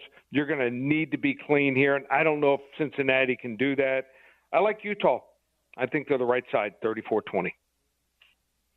Not only a win, but a convincing win, which is exactly what the Utes need to continue rolling with the momentum they started to build against Colorado last week, and then let the chaos continue in the Big 12 Conference. Lee, you're the man. Always appreciate checking in. Okay. Thank you, sir. Okay. See you, bud. It's best handicapper in the business. He was 3-2 on the picks last week in the college football, and he's just been destroying it on the NFL level this year. ParamountSports.com. He likes Utah by 14, and Utah is a big favorite against Cincinnati because Vegas and myself, we all think that Utah is just a much better team here. All right, we're down here at Tire World, 2627 South, 300 West in Salt Lake City. Right now, if you bring in canned food to donate to the food bank, they're going to give you $1 off an oil change per can of food, up to $5. So bring in 5 cans of food, get $5 off an oil change. Let them do the inspection on the car, see if you need any other fluids, see if the brakes need swapping out. They can take care of everything, gas, diesel, electric. They're on top of it all. The continuation of the learning for their mechanics down here, something they take very, very seriously. And, of course, Bridgestone is hooking us up. We've got Bridgestone hats, blankets, beanies, cups, all this stuff to give away. So swing on down here to 2627 South, 300 West at Tire World. Get yourself an oil change as Utah tries to change its luck in these big noon kickoff and ESPN College Game Day games. We have a casket here. You can put your food donations in, and you can also throw away all the bad juju from these games. If you have a bad luck hat, if you have a game program, if you have anything related that you just want to see gone, we'll get rid of it for you. We've got Coordinator's Corner with Morgan Scally next on the Sean O'Connell Show. It's ESPN 700, 92.1 FM.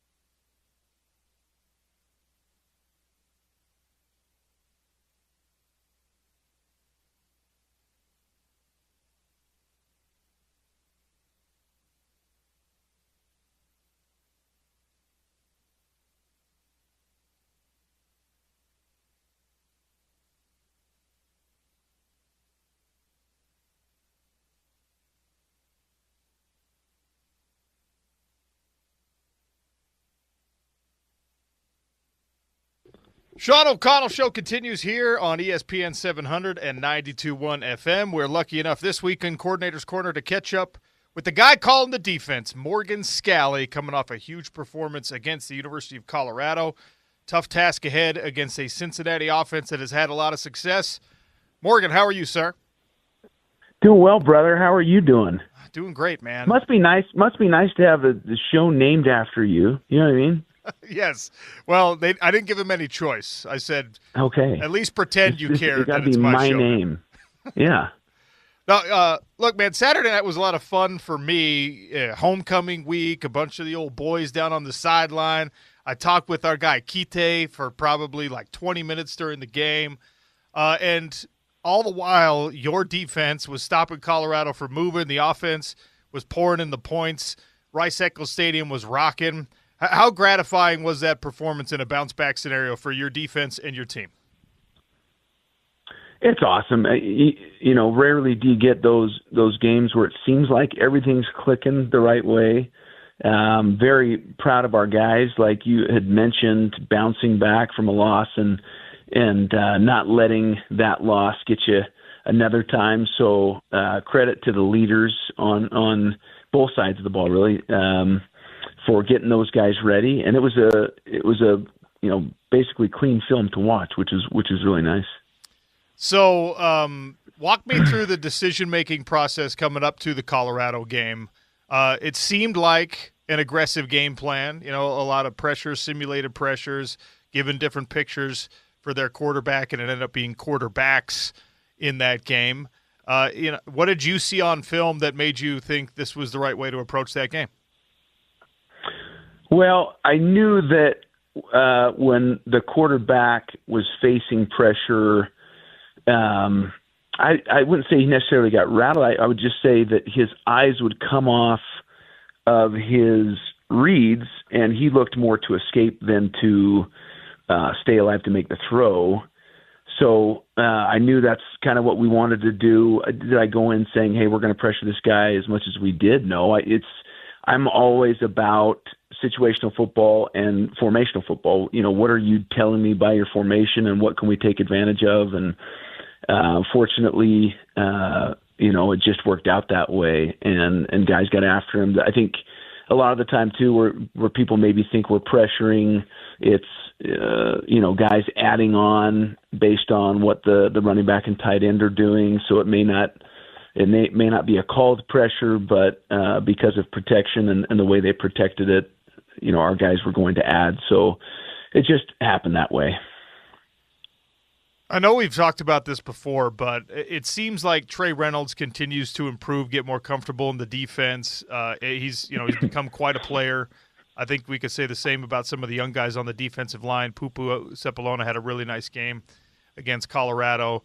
And it's interesting because as fans, as observers, you kind of head into a season with expectations, who's going to be good, who's going to grow into a position, whatever. And to see week to week to week, guys that are not just now getting like real comfortable in their reps improve drastically. We've seen it on the offensive side with Daniel Bray. I just mentioned a couple of the defensive guys. What are they doing in practice, Morgan, that makes you trust that they're going to be able to do it in the games as well? Well, they're doing just that. They're showing you by their behavior, and the week by week, the more confidence they gain. We practice hard, and we put our guys in tough situations to see if they can handle it. And it was, Trey ended up being one of our players of the game, him and John O'Hall. And Coach Swan's done an amazing job with that backer room, the depth that we have, the athleticism that's there in terms of he's recruited them, he's developed them, and that's what it's all about. If you're hungry and you're all about feedback and all about how can I get better week to week, you're going to see improvement. You should see improvement. And then, a lot of it too is we got to put pressure on him to make sure that come game time, it's not deer in the headlights look, that he's prepared and ready for that situation. So it's, the credit goes to those players for really buying into the process of development. Morgan Scalley's our guest here on the Sean O'Connell Show, Coordinator's Corner, brought to you by America First Credit Union. Well, the big story in the game was on the offensive side of the ball. Was Devin Dampier sitting, resting because of the injury? Bird Ficklin gets the start. Second play of the game, he takes it to the house, and, he had a great night. He's a true freshman quarterback. We've seen some of him before in spot duties earlier in the season. And I know that, as a defensive coach and somebody who's totally invested in what's going on defensively, it's not your primary duty to oversee Bird or anything like that. But defenses do perform differently when they're confident that the guys on the other side and the quarterback on the other side is going to get their job done. And it felt like this was a complementary, cohesive thing going the whole way through. What does it say about Bird Ficklin and Jason Beck's development of him that everyone on this team believes with Devin Dampier out, we can still get this job done? Oh, we saw glimpses of it in fall camp. So I've always been a Bird Ficklin fan, and Devin is the starter for a reason, and he's amazing, but also did not have any hesitation whatsoever in the belief that Bird could step up and do what he did. He'd done it against us on our defensive side in tough situations where we're bringing some heat and bringing some pressure. And, early on in his time with us, because he was a freshman, I poured it on. I didn't take it easy on him. We showed him different looks and brought some heat, and you just saw how competitive he was. He wasn't a guy that would sulk or feel sorry for himself, and you just see the development and the different times, opportunities he's gotten in games this year. He hasn't struggled. He's not shied away from the spotlight. So I was just excited for him and that opportunity. But if people ask, were you surprised? No. Did I think he was? And he did. He had some throws that he wish he had back, and there were some learning moments for sure. But man, did he shine? At halftime, your defense had Colorado in negative yardage, and we were all chuckling about it. Is there, when you go into the locker room, does someone hand you a stat sheet and show you exactly the real numbers in real time at halftime? They do. I don't ever look at it. I don't. I go play by play, brother. And there's certain times in a game where you can smile and say that was pretty cool. The punt block by Benny. Awesome. We had seen something in their protection that I'm like, I think we can get something here, Reef, and worked on it for a couple days, and they ended up doing us a favor, because usually they stacked their gunners and then they brought the gunner inside. I'm like, you got to be kidding me. They're helping us out. And so they bring one of the gunners inside, shortening the path for Benny to get to the punter, and stuff like that, where the guys really believe in what you're doing and it happens. And that was a fun moment. But, in terms of, do you look at the stats? You got to go play by play and keep your emotions in check and realize that there's 60 minutes of football and you got to get after it, until that last whistle. So I was pleased with the twos when they got in there. And I know we ended up giving up 7 points, but there was a lot of good football with those backups and seeing some of their development as well. Do you care about pitching a shutout? I know all that matters is getting the win, and it was a very convincing win. But I know you're a competitive guy as well, and you want your twos and your threes to play just as well as your ones. So did you want that to be a goose egg? And how hard on those guys are you when it's not? You always want it to be a goose egg. And I'm gonna coach everyone hard, So am I gonna keep the starters in just so it can no, But the backups come in. Hey, that's your job. Let's go. Step up and play ball, and let's see what you can do. And I think if you don't take it that way, and the twos don't feel like those backups don't feel like you're coaching your butt off, and it matters, then they're not necessarily fired up about that. Time that they're getting. it's got to matter to them, and it matters to us. And so you coach those guys no different.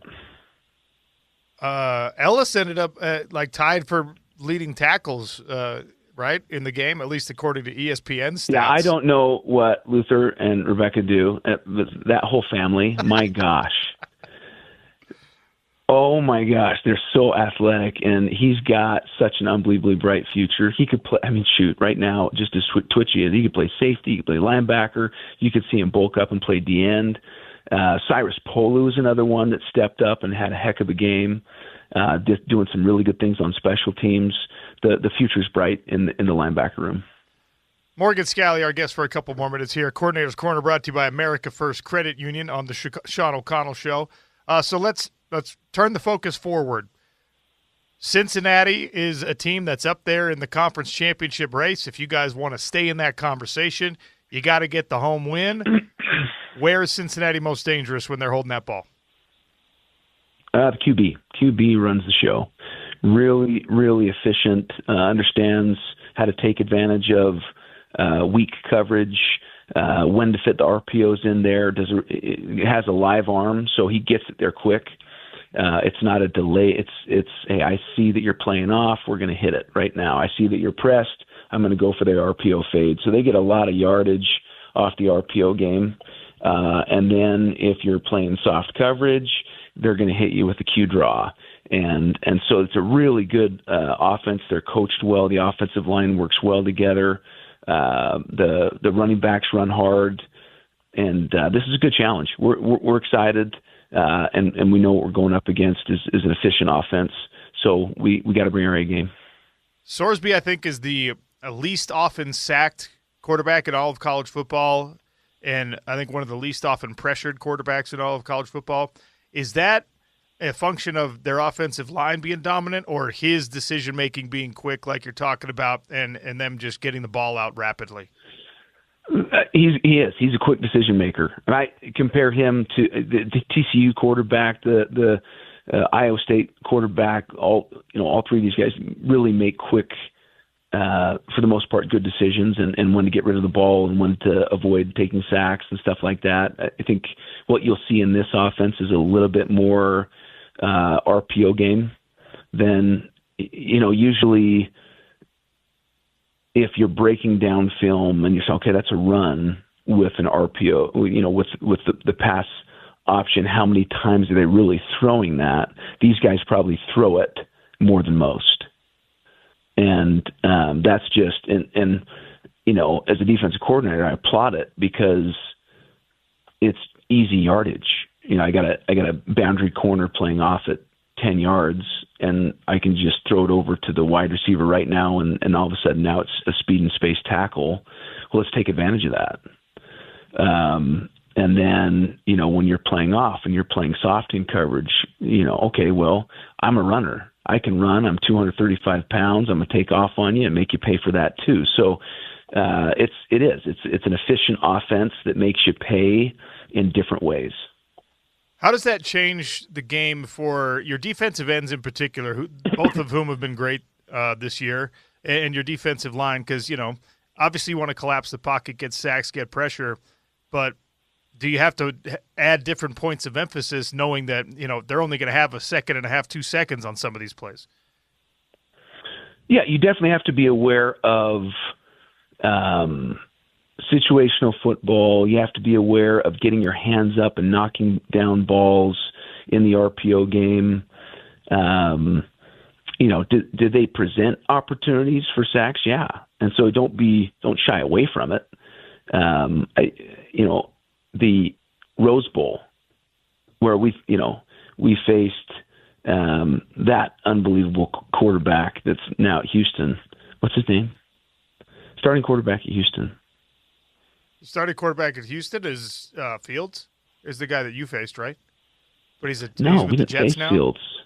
Yeah, it's the other guy. It's Houston Texans. Come on, dude. You're a sports talk show. You should know Why am I blanking? Stroud, sorry. Stroud. I'm an idiot. There you Stroud. Go. So that guy was as good of a decision maker as you can see. And if he felt any type of guys getting upfield, he was getting rid of that ball. And so our defensive ends are okay. We're gonna slow you down a little bit, and just get ready to be ready to bat down balls. And then so he saw they weren't getting upfield, and he just hung on to it. And so it's like, okay, we're not making that mistake again. Yeah. When you got to be aggressive when that opportunity presents itself, and it's tough to slow DNs down when they're getting that pass set and they want to get after that quarterback. So those opportunities do present themselves. All right, I know I gotta let you go. It's Halloween, so the scariest guy that you ever played with is who?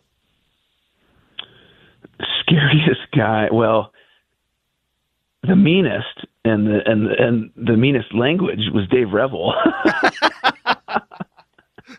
Oh, shout out Dave Revel. The guy that I never wanted to mess with was, or really, it was the brothers, Kemuatu brothers. And I remember blitzing and Chris Kemuatu. Anytime I blitzed and I was getting picked up by Chris, I was like, all right, I'm gonna shut this thing down. We're gonna look for another way. Yes, I'm picked up. We're good. You don't need to hit me, Chris. I'm solid. Yes, that's I pride myself on not really being scared of anyone, but Chris Kemuatu terrified me. So I feel vindicated that I was glad he was on our team, right? Yeah. All right. Always appreciate your time. Good luck this weekend. We'll see you up there. Thanks, man. You're the man. Thanks, brother. See ya. Morgan Scally, defensive coordinator at the University of Utah in Coordinator's Corner. By the way, there's nothing more terrifying when you're doing sports talk radio than that type of brain fart that just happened.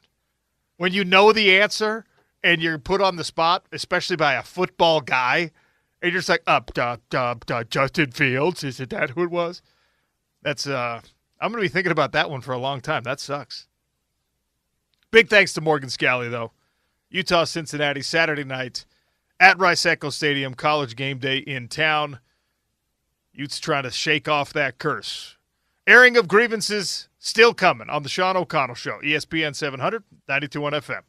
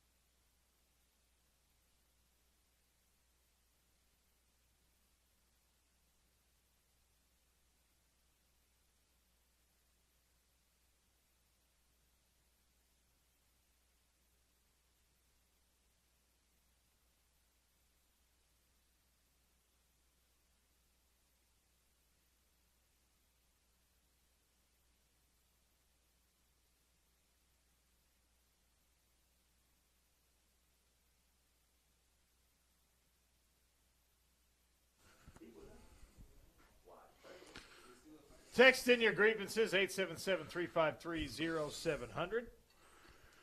You can tweet at me, whatever your grievance is, at Real OC Sports. Unburden yourself. We're reversing the curse for Utah football on the college game day stage. We're down here at Tire World. We've got a coffin for you to put to rest all those bad memories. We've got giveaways from Bridgestone Tires and from Tire World, 2627 South, 300 West. Jeff's sitting down with us from Tire World. Hey, Jeff, how are you? Doing great. How you doing, Sean? Jeff, we talked with Biff earlier, and I mentioned it. I want to bring it up again. There are unlimited options when it comes to my car needs fixing, I need new tires. I can go anywhere. You drive down the road, you go down State Street, you go up 2100 South. There's a million different places that I can go take my car. Why is Tire World the best choice? Why should I bring my car here? We will work with you. We'll listen to you and make sure that when you leave here, you're happy every time. They've been in business for like 6 decades. The track record is there. Tire World hooking you up with great service, great prices on the tires, and we've got a Bridgestone Tires giveaway. People can enter a drawing. If you come in, you give some canned food, they're going to give you $1 off of your oil change per can, up to $5. So bring in 5 cans of food, get $5 off an oil change, enter yourself to win, and you're going to be giving away in December, early December, we're giving away a full brand new set of Bridgestone tires. Yeah, great tires. Bridgestone's probably one of the better manufacturers out there. Great tires. If I drive a big old gigantic diesel truck, you got what it takes for those, right? Absolutely. What if I'm in like a tiny little smart car? We got those too. Lots of them. Forklift. Got them. Box truck. Got them. Semi-truck. Got it all. Got it all. Tire World has whatever it is you need for your car, your truck, your SUV. If you're in a more exotic vehicle, if you're in something real specific, and you're doing, industrial, commercial type driving, they've got the tires for you as well. Jeff, we're doing our airing of grievances right now on the Sean O'Connell Show. We air grievances. You have any grievances you want to air against the bosses when you're on the radio? Yeah, no, he's really good. We like him down here. All right. Been here 5 years.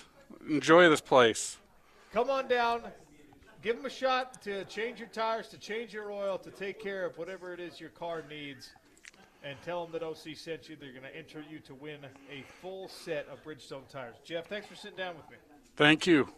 877-353-0700. Airing of grievances. James Peterson is in our Broadway studios. James, you've hardly made a peep on the show today. You want to start the airing of grievances? Do you miss my flaming hot takes? Is that what's going on here? Am I not giving you? I don't know if I missed your hot takes. Yeah, I've got a grievance. We're having some fun with it down there at Tire World today. But I've got a grievance against the outrage from the fan base about, we don't want Big Noon kickoff.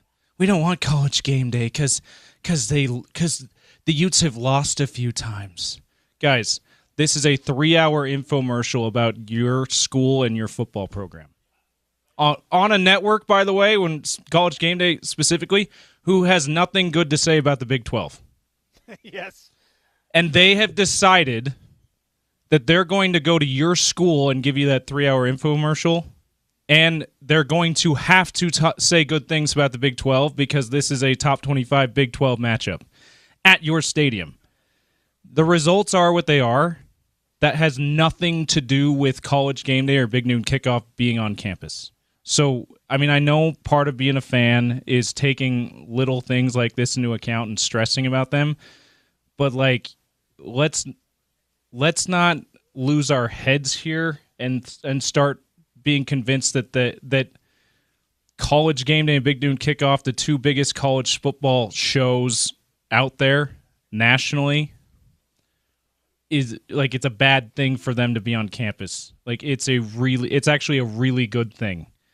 The team just needs to step up and win, finally. We do need to get over our superstitions. I understand why people, are prone to feeling some type of way when it hasn't gone well and when you're, 2-6 all time, and it's been since 2015 since you won a college game day game. But the alternative is, and I think this is the point you're getting at, the alternative is They just don't come. They ignore you. One- Utah's been in that world before, right? Like when you were just a Mountain West Conference team and the college football world was throwing these parties, you weren't invited to them. Now you are. Now you've been invited to this party 3 times in a year. You got to make good on the opportunity. You got to win this game. I think Utah does against Cincinnati. And look, this is going to be a very, very interesting matchup. It's going to be a very important opportunity for Utah. And if you're going to get these games, like I understand people were like, well, Texas Tech, early kickoff, not ideal. Okay, fine. Both teams had to play it. Texas Tech did what Utah couldn't do. Everything is stacked in Utah's favor here. Night game, Rice-Eccles Stadium. You play well in those scenarios. Your opponents don't like this. Their body clocks are going to be at 10:15 p.m. when the game kicks off, which means by the end of the game, their body thinks it's 2 a.m. You know what I mean? Like there's all of these things. You have better numbers than them on offense, on defense. Aside from their quarterback, your players are better than their players. Like you should win this game. So it is a perfect spot to have this spotlight shined on your school. Cincinnati coming in on game day, and I love it. Yeah, and game is the right way to do it. And I just say, like, instead of going to the point where you've convinced yourself you're so superstitious, you've convinced yourself this is a bad thing, just embrace it. Like this is like you said, there's so many years, decades where the spotlight was nowhere near here. They had ESPN, and obviously Big Noon Kickoff's pretty new, so obviously no Big Noon Kickoff in the Mountain West days. They didn't care to come other than the Sugar Bowl and Fiesta Bowl seasons, right? And then maybe some of the years around there. Like now they're doing it when you're not even close to an undefeated team because you have the platform of a Power 4 conference and because you've recently won Power 4 national championships. Embrace it. This is a really good thing for Utah football. They gotta make it an even better thing by winning, finally. By breaking this 4-game losing streak, which is a real thing, and winning. But this losing streak with these pregame shows on campus for their games really doesn't have anything to do with the pregame shows. It has more to do with the players and the team just not showing up when the spotlight's been brightest in the last few years. And injuries have been a part of that, but this year it's also just been they've underperformed. And this is a third time this year to finally come up and perform the way they ought to. And like you said, this is an ideal matchup for this spotlight because you've got way more of an advantage against this Cincinnati team, more advantages against this Cincinnati team than you certainly had against Texas Tech and BYU. 4611 on the text line says, grievance. Twice this year, Utah games have started while other games are being played on Fox or ESPN.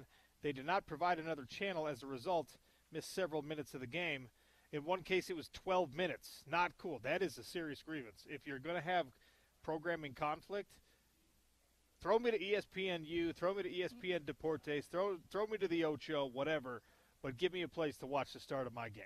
Didn't they? That's a valid grievance. I do this. I have one every week where I'm correcting listeners' grievances, but it's a great practice of yours. Don't they always? It's definitely something that endears you to the listener. I know. It's like, well, actually. Doesn't it? Yeah, but didn't they have those on ESPN News when that happens, when it's on ESPN, and I think it's FS2? I mean, very obscure, hard to find, but I think they do that. Maybe typically. The problem is if you have like the B level sports package. Yeah, maybe you don't have it. Yeah, you don't get those channels. That's a good point. It's like, hey, go find it on the internet. Good luck. Yeah, that's that's probably part of it. Still valid grievance. 1624. People saying we should bench Dampier for Bird Ficklin. Guys, Dampier did exactly the same thing against West Virginia. Let's not overreact to one game, please. Look. Instead of pitting your two quarterbacks that can both help you win games against one another, realize that now Jason Beck has an opportunity to play both of these guys situationally. And most importantly, if Devin Dampier continues to have a nagging injury problem, you've got a wonderful option that can actually help you win meaningful games behind him. Let's just be focused on that. The coaching staff is not going to bench Devin Dampier. he has not done anything to justify being benched. Use them both. Well, and you have to give the guy. I mean, the money's a part of this, but beyond that, he's been very productive, right? He's earned the money the NIL money that they've given to Devin Dampier to transfer here and be the starting quarterback. But you gotta give the guy that you put a ton of NIL resources to a chance to bounce back from a game where he was hobbled again, right? He did that really well, as our texter, our listener said there, against West Virginia after being hobbled against Texas Tech. He followed it up with an incredible performance on the ground, especially against ASU, after he was pretty much fully healthy again. He got it re-injured. He didn't have a chance to show us that he's still the same Devin we saw in those other games and throughout this season when he's been healthy. Bird showed out, credit to him, but you can't throw away a guy because he didn't have an opportunity to play because he was injured, especially when you've given him that much money to come here. And because he's been so productive too. Go ahead, OC. $39.90 brings up the best point here. Last game, the Utah defense, special teams, running backs, and offensive line all stepped up big time. If Dampier would have been the quarterback in that situation, the outcome would have been the same. Look, if James Peterson would have been the quarterback in that game, it would have been 42-0 or 42-7. I mean, I'm slinging it all over the field, OC. You know that. You're absolutely right. $39.90. The quarterback picture was not why Utah won that game. Was it helpful? Absolutely. It was a full team effort, and I love that Bird Ficklin is an option now, and I love that Devin Dampier healthy is your other option. Again, just be happy that you've got two, when last year and the year before you had 0.75 total quarterbacks for the course of those two seasons. Seriously. It just is brutal. 1768. Grievance. We aren't giving Larry Simmons more time than Merriweather. Larry's proved more, yet it seems like they don't give him more of a shot. I don't know if I 100% agree with their not giving him a shot. It's been very selective. Here's the thing. Merriweather doesn't have markedly more targets than Simmons does. When we're talking about actual plays that these wide receivers are big-time factors in, it's a pretty even between them right now. I'm filibustering while I look up their actual numbers online, but Simmons, his specialty and something that I think we're going to see more of from him, when you throw a fade on the sideline or a fade to the corner of the end zone or whatever, I don't want anyone else on this team besides him getting that throw. He has a remarkable, remarkable ability to know where his body is at in those specific situations, and that's where his body control is best. If you want him to be throwing that ball every time, okay, I'll join that fight with you. But the thing is, you have to be a good blocker. You have to be somebody that this team and this offense and this coaching staff can trust to run the right routes, to make the right reads when you have option routes. We don't know if he's doing all of that better than Tobias Merriweather or anyone else. But right now, Tobias Merriweather has 8 catches on the year, and Larry Simmons has 7 catches on the year. To claim that one of them is being mistreated more than the other, Simmons, by the way, has 3 touchdowns, and Merriweather has none. Look, you guys heard me brutalizing Tobias Merriweather after the BYU game. He's listed as questionable again in this game.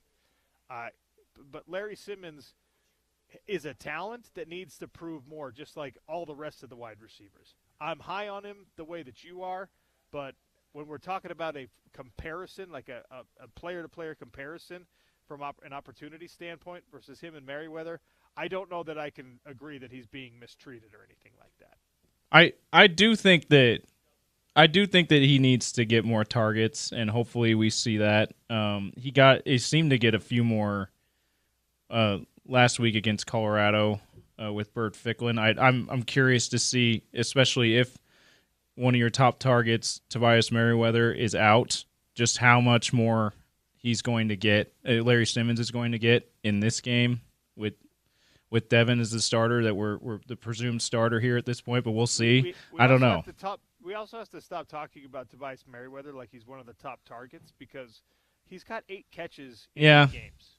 Like a catch, Ryan Davis and Dallin Bentley are your top targets. Yeah, they are the top targets. Yeah, and it's not close. And then if there's a number 3, it's J.J. Buchanan. That's a good point. Like Tobias Merriweather and Larry Simmons are right now sparsely used weapons, and that could be malpractice of some sort by the play calling. But I lean more toward, well, we've seen some of the inconsistencies from both of them. With Merriweather, it's more obvious because you're like, why did he run that route, or why did he turn that way, or why did he drop that ball? With Simmons, I think the issues with Simmons, and again, we're really nitpicking here. On balance, I think he's a good player. But with Simmons, I think it's more like the off-ball stuff, that if you're a guy who gets a holding penalty, if you're a guy who misses a block, that's the same for these coaches as dropping a pass. It's not as high profile. It's not as something that the average fan is going to be like, oh my gosh, what are we doing here? It's like, it's still costly for your offense, and it's something that these coaches in particular are going to punish you for. Especially in a run-first offense that Utah has. Like, you need to do that other stuff really well. No block, no rock. That's the thing. And look, Ryan Davis and Dallin Bentley and J.J. Buchanan, and at times Simmons and Merriweather are going to be rewarded for doing that part of their job well. Great thought, though, on the text line. We love it. Keep them coming in, 877-353-0700. OC, before you read the next one, I'm just curious, after talking with Devin this week, real quick, he's not on the injury report, but he wasn't last week, leading into the game anyway, either, and he didn't end up playing. How do you feel like Devin plays this game, or do you feel like it's starts this game and plays for the majority as quarterback, or do you see it being another Bert Ficklin game? I think this is going to be Devin Dampier back. And if that's not the case, who are we going to be questioning after the game? Yeah. Kyle Whittingham, we're going to be like, wait, you said twice there's no controversy, Devin Dampier is the starter. Like, you told us that. And then he wasn't on the injury report basically all week, and you said that he was actually available if you needed him last week. I would be shocked if it wasn't Devin Dampier. Now, I think we're going to get a healthy dose of Bert Ficklin as well.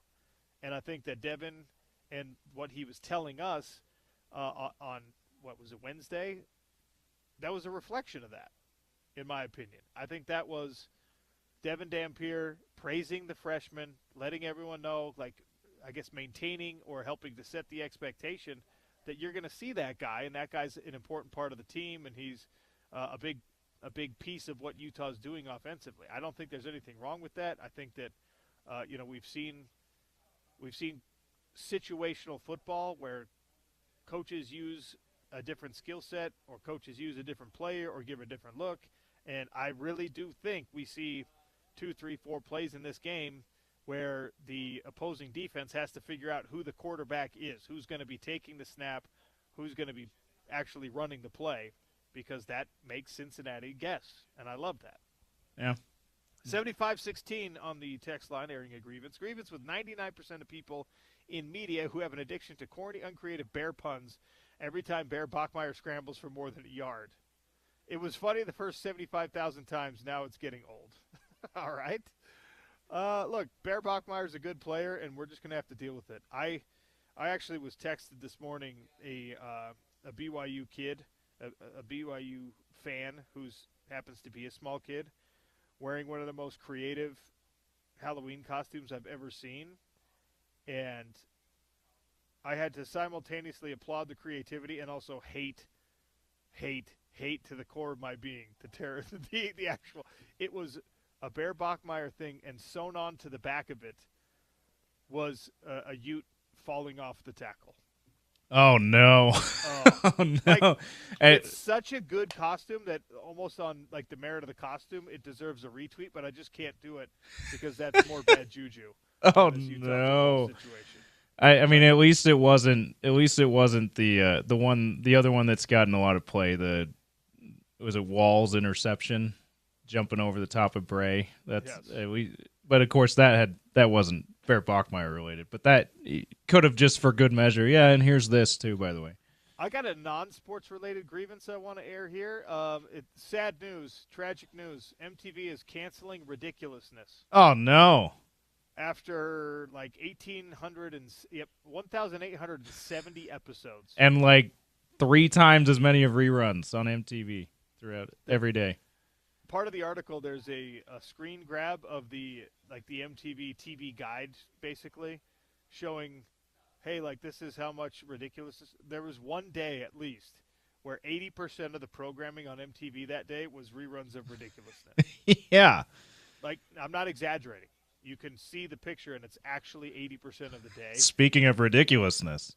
The reason it bothers me is because Ridiculousness is my guilty pleasure, not so guilty pleasure when I'm in a hotel, right, when I'm traveling, and I'm like ironing my clothes or I'm waiting for the shuttle to come pick me up to take me over to the venue to call some fights or whatever.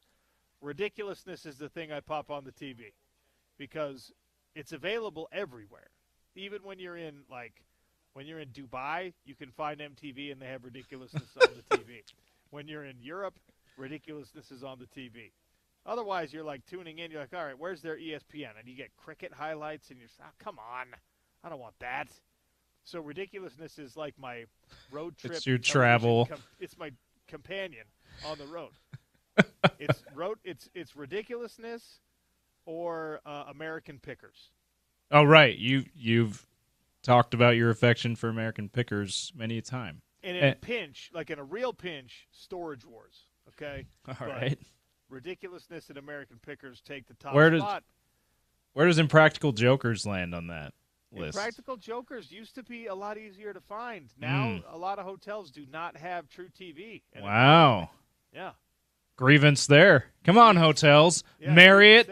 Let's go. Yeah, what are we doing, hotel chains? I don't like it. 877-353-0700. Keep the grievances coming in. We're getting it all off our chest. And 9231, I'm not going to air that grievance, okay? It's too mean. We've already been hard enough on the guy.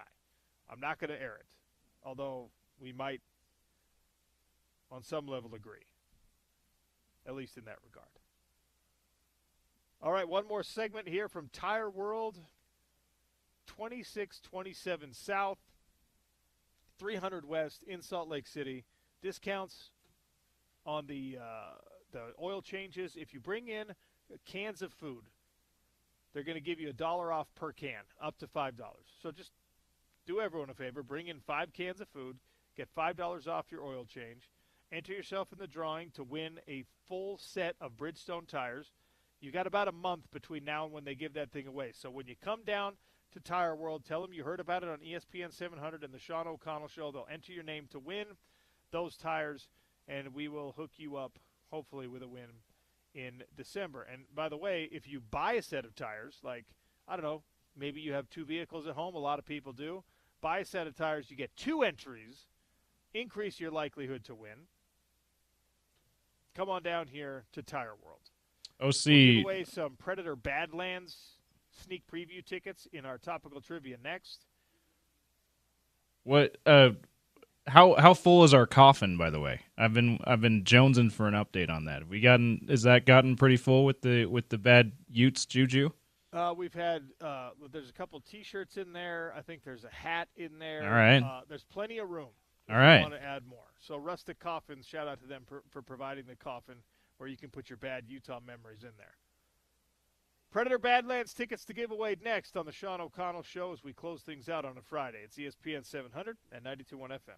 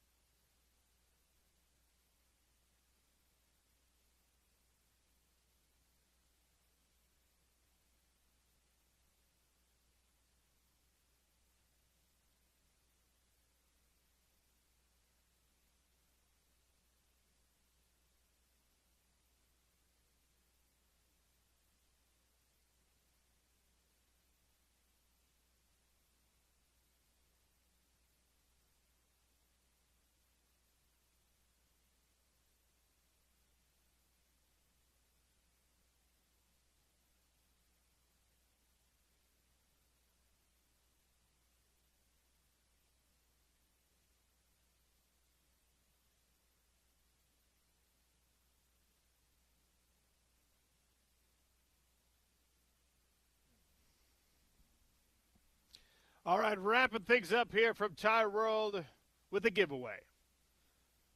Make sure you come down to Tire World for your oil changes, for your tire changes. Maybe you need some new wheels. Maybe you don't know what your car needs. They'll give you a full-point inspection and let you know. They've been in business for 6+ decades. They take care of their customers. Tell them OC sent you. They'll enter your name in the drawing to win a free set of Bridgestone tires. We're going to pull the winner out in about a month. Happy Halloween to everyone. Thanks for listening. Predator Badlands tickets. All right, this coming week on Tuesday, we've got a 7 p.m. sneak preview screening for Predator Badlands. 4 tickets at the Jordan Commons. If you can answer this question. We talked about how did Utah beat Cincinnati? Run the dang ball. Because Cincinnati's rush defense is ranked where in the Big 12 Conference? 877-353-0700. Where does Cincinnati rank among all teams in the Big 12 Conference against the run defensively? Bring some canned food down here to Tire World. They're going to give you $1 off per can on your oil change, up to $5. So just make it easy. Bring 5 cans down to donate to the Utah Food Bank, and we'll end up giving you $5 off on your oil change. 877-353-0700. Thanks to everyone who listened today. See you all up there at Rice-Eccles Stadium. James, well done. Big thanks to everyone who stopped by as well. Shout outs to the folks at Tire World. Have a happy Halloween. Keep yourself, keep your family, keep your kids especially safe. And if you are driving around tonight, do it slowly and carefully because there are children trick-or-treating on the streets. Thanks, everybody. It's the Sean O'Connell Show. Up next is The Drive with Spence Checketts. ESPN 700, 92.1 FM.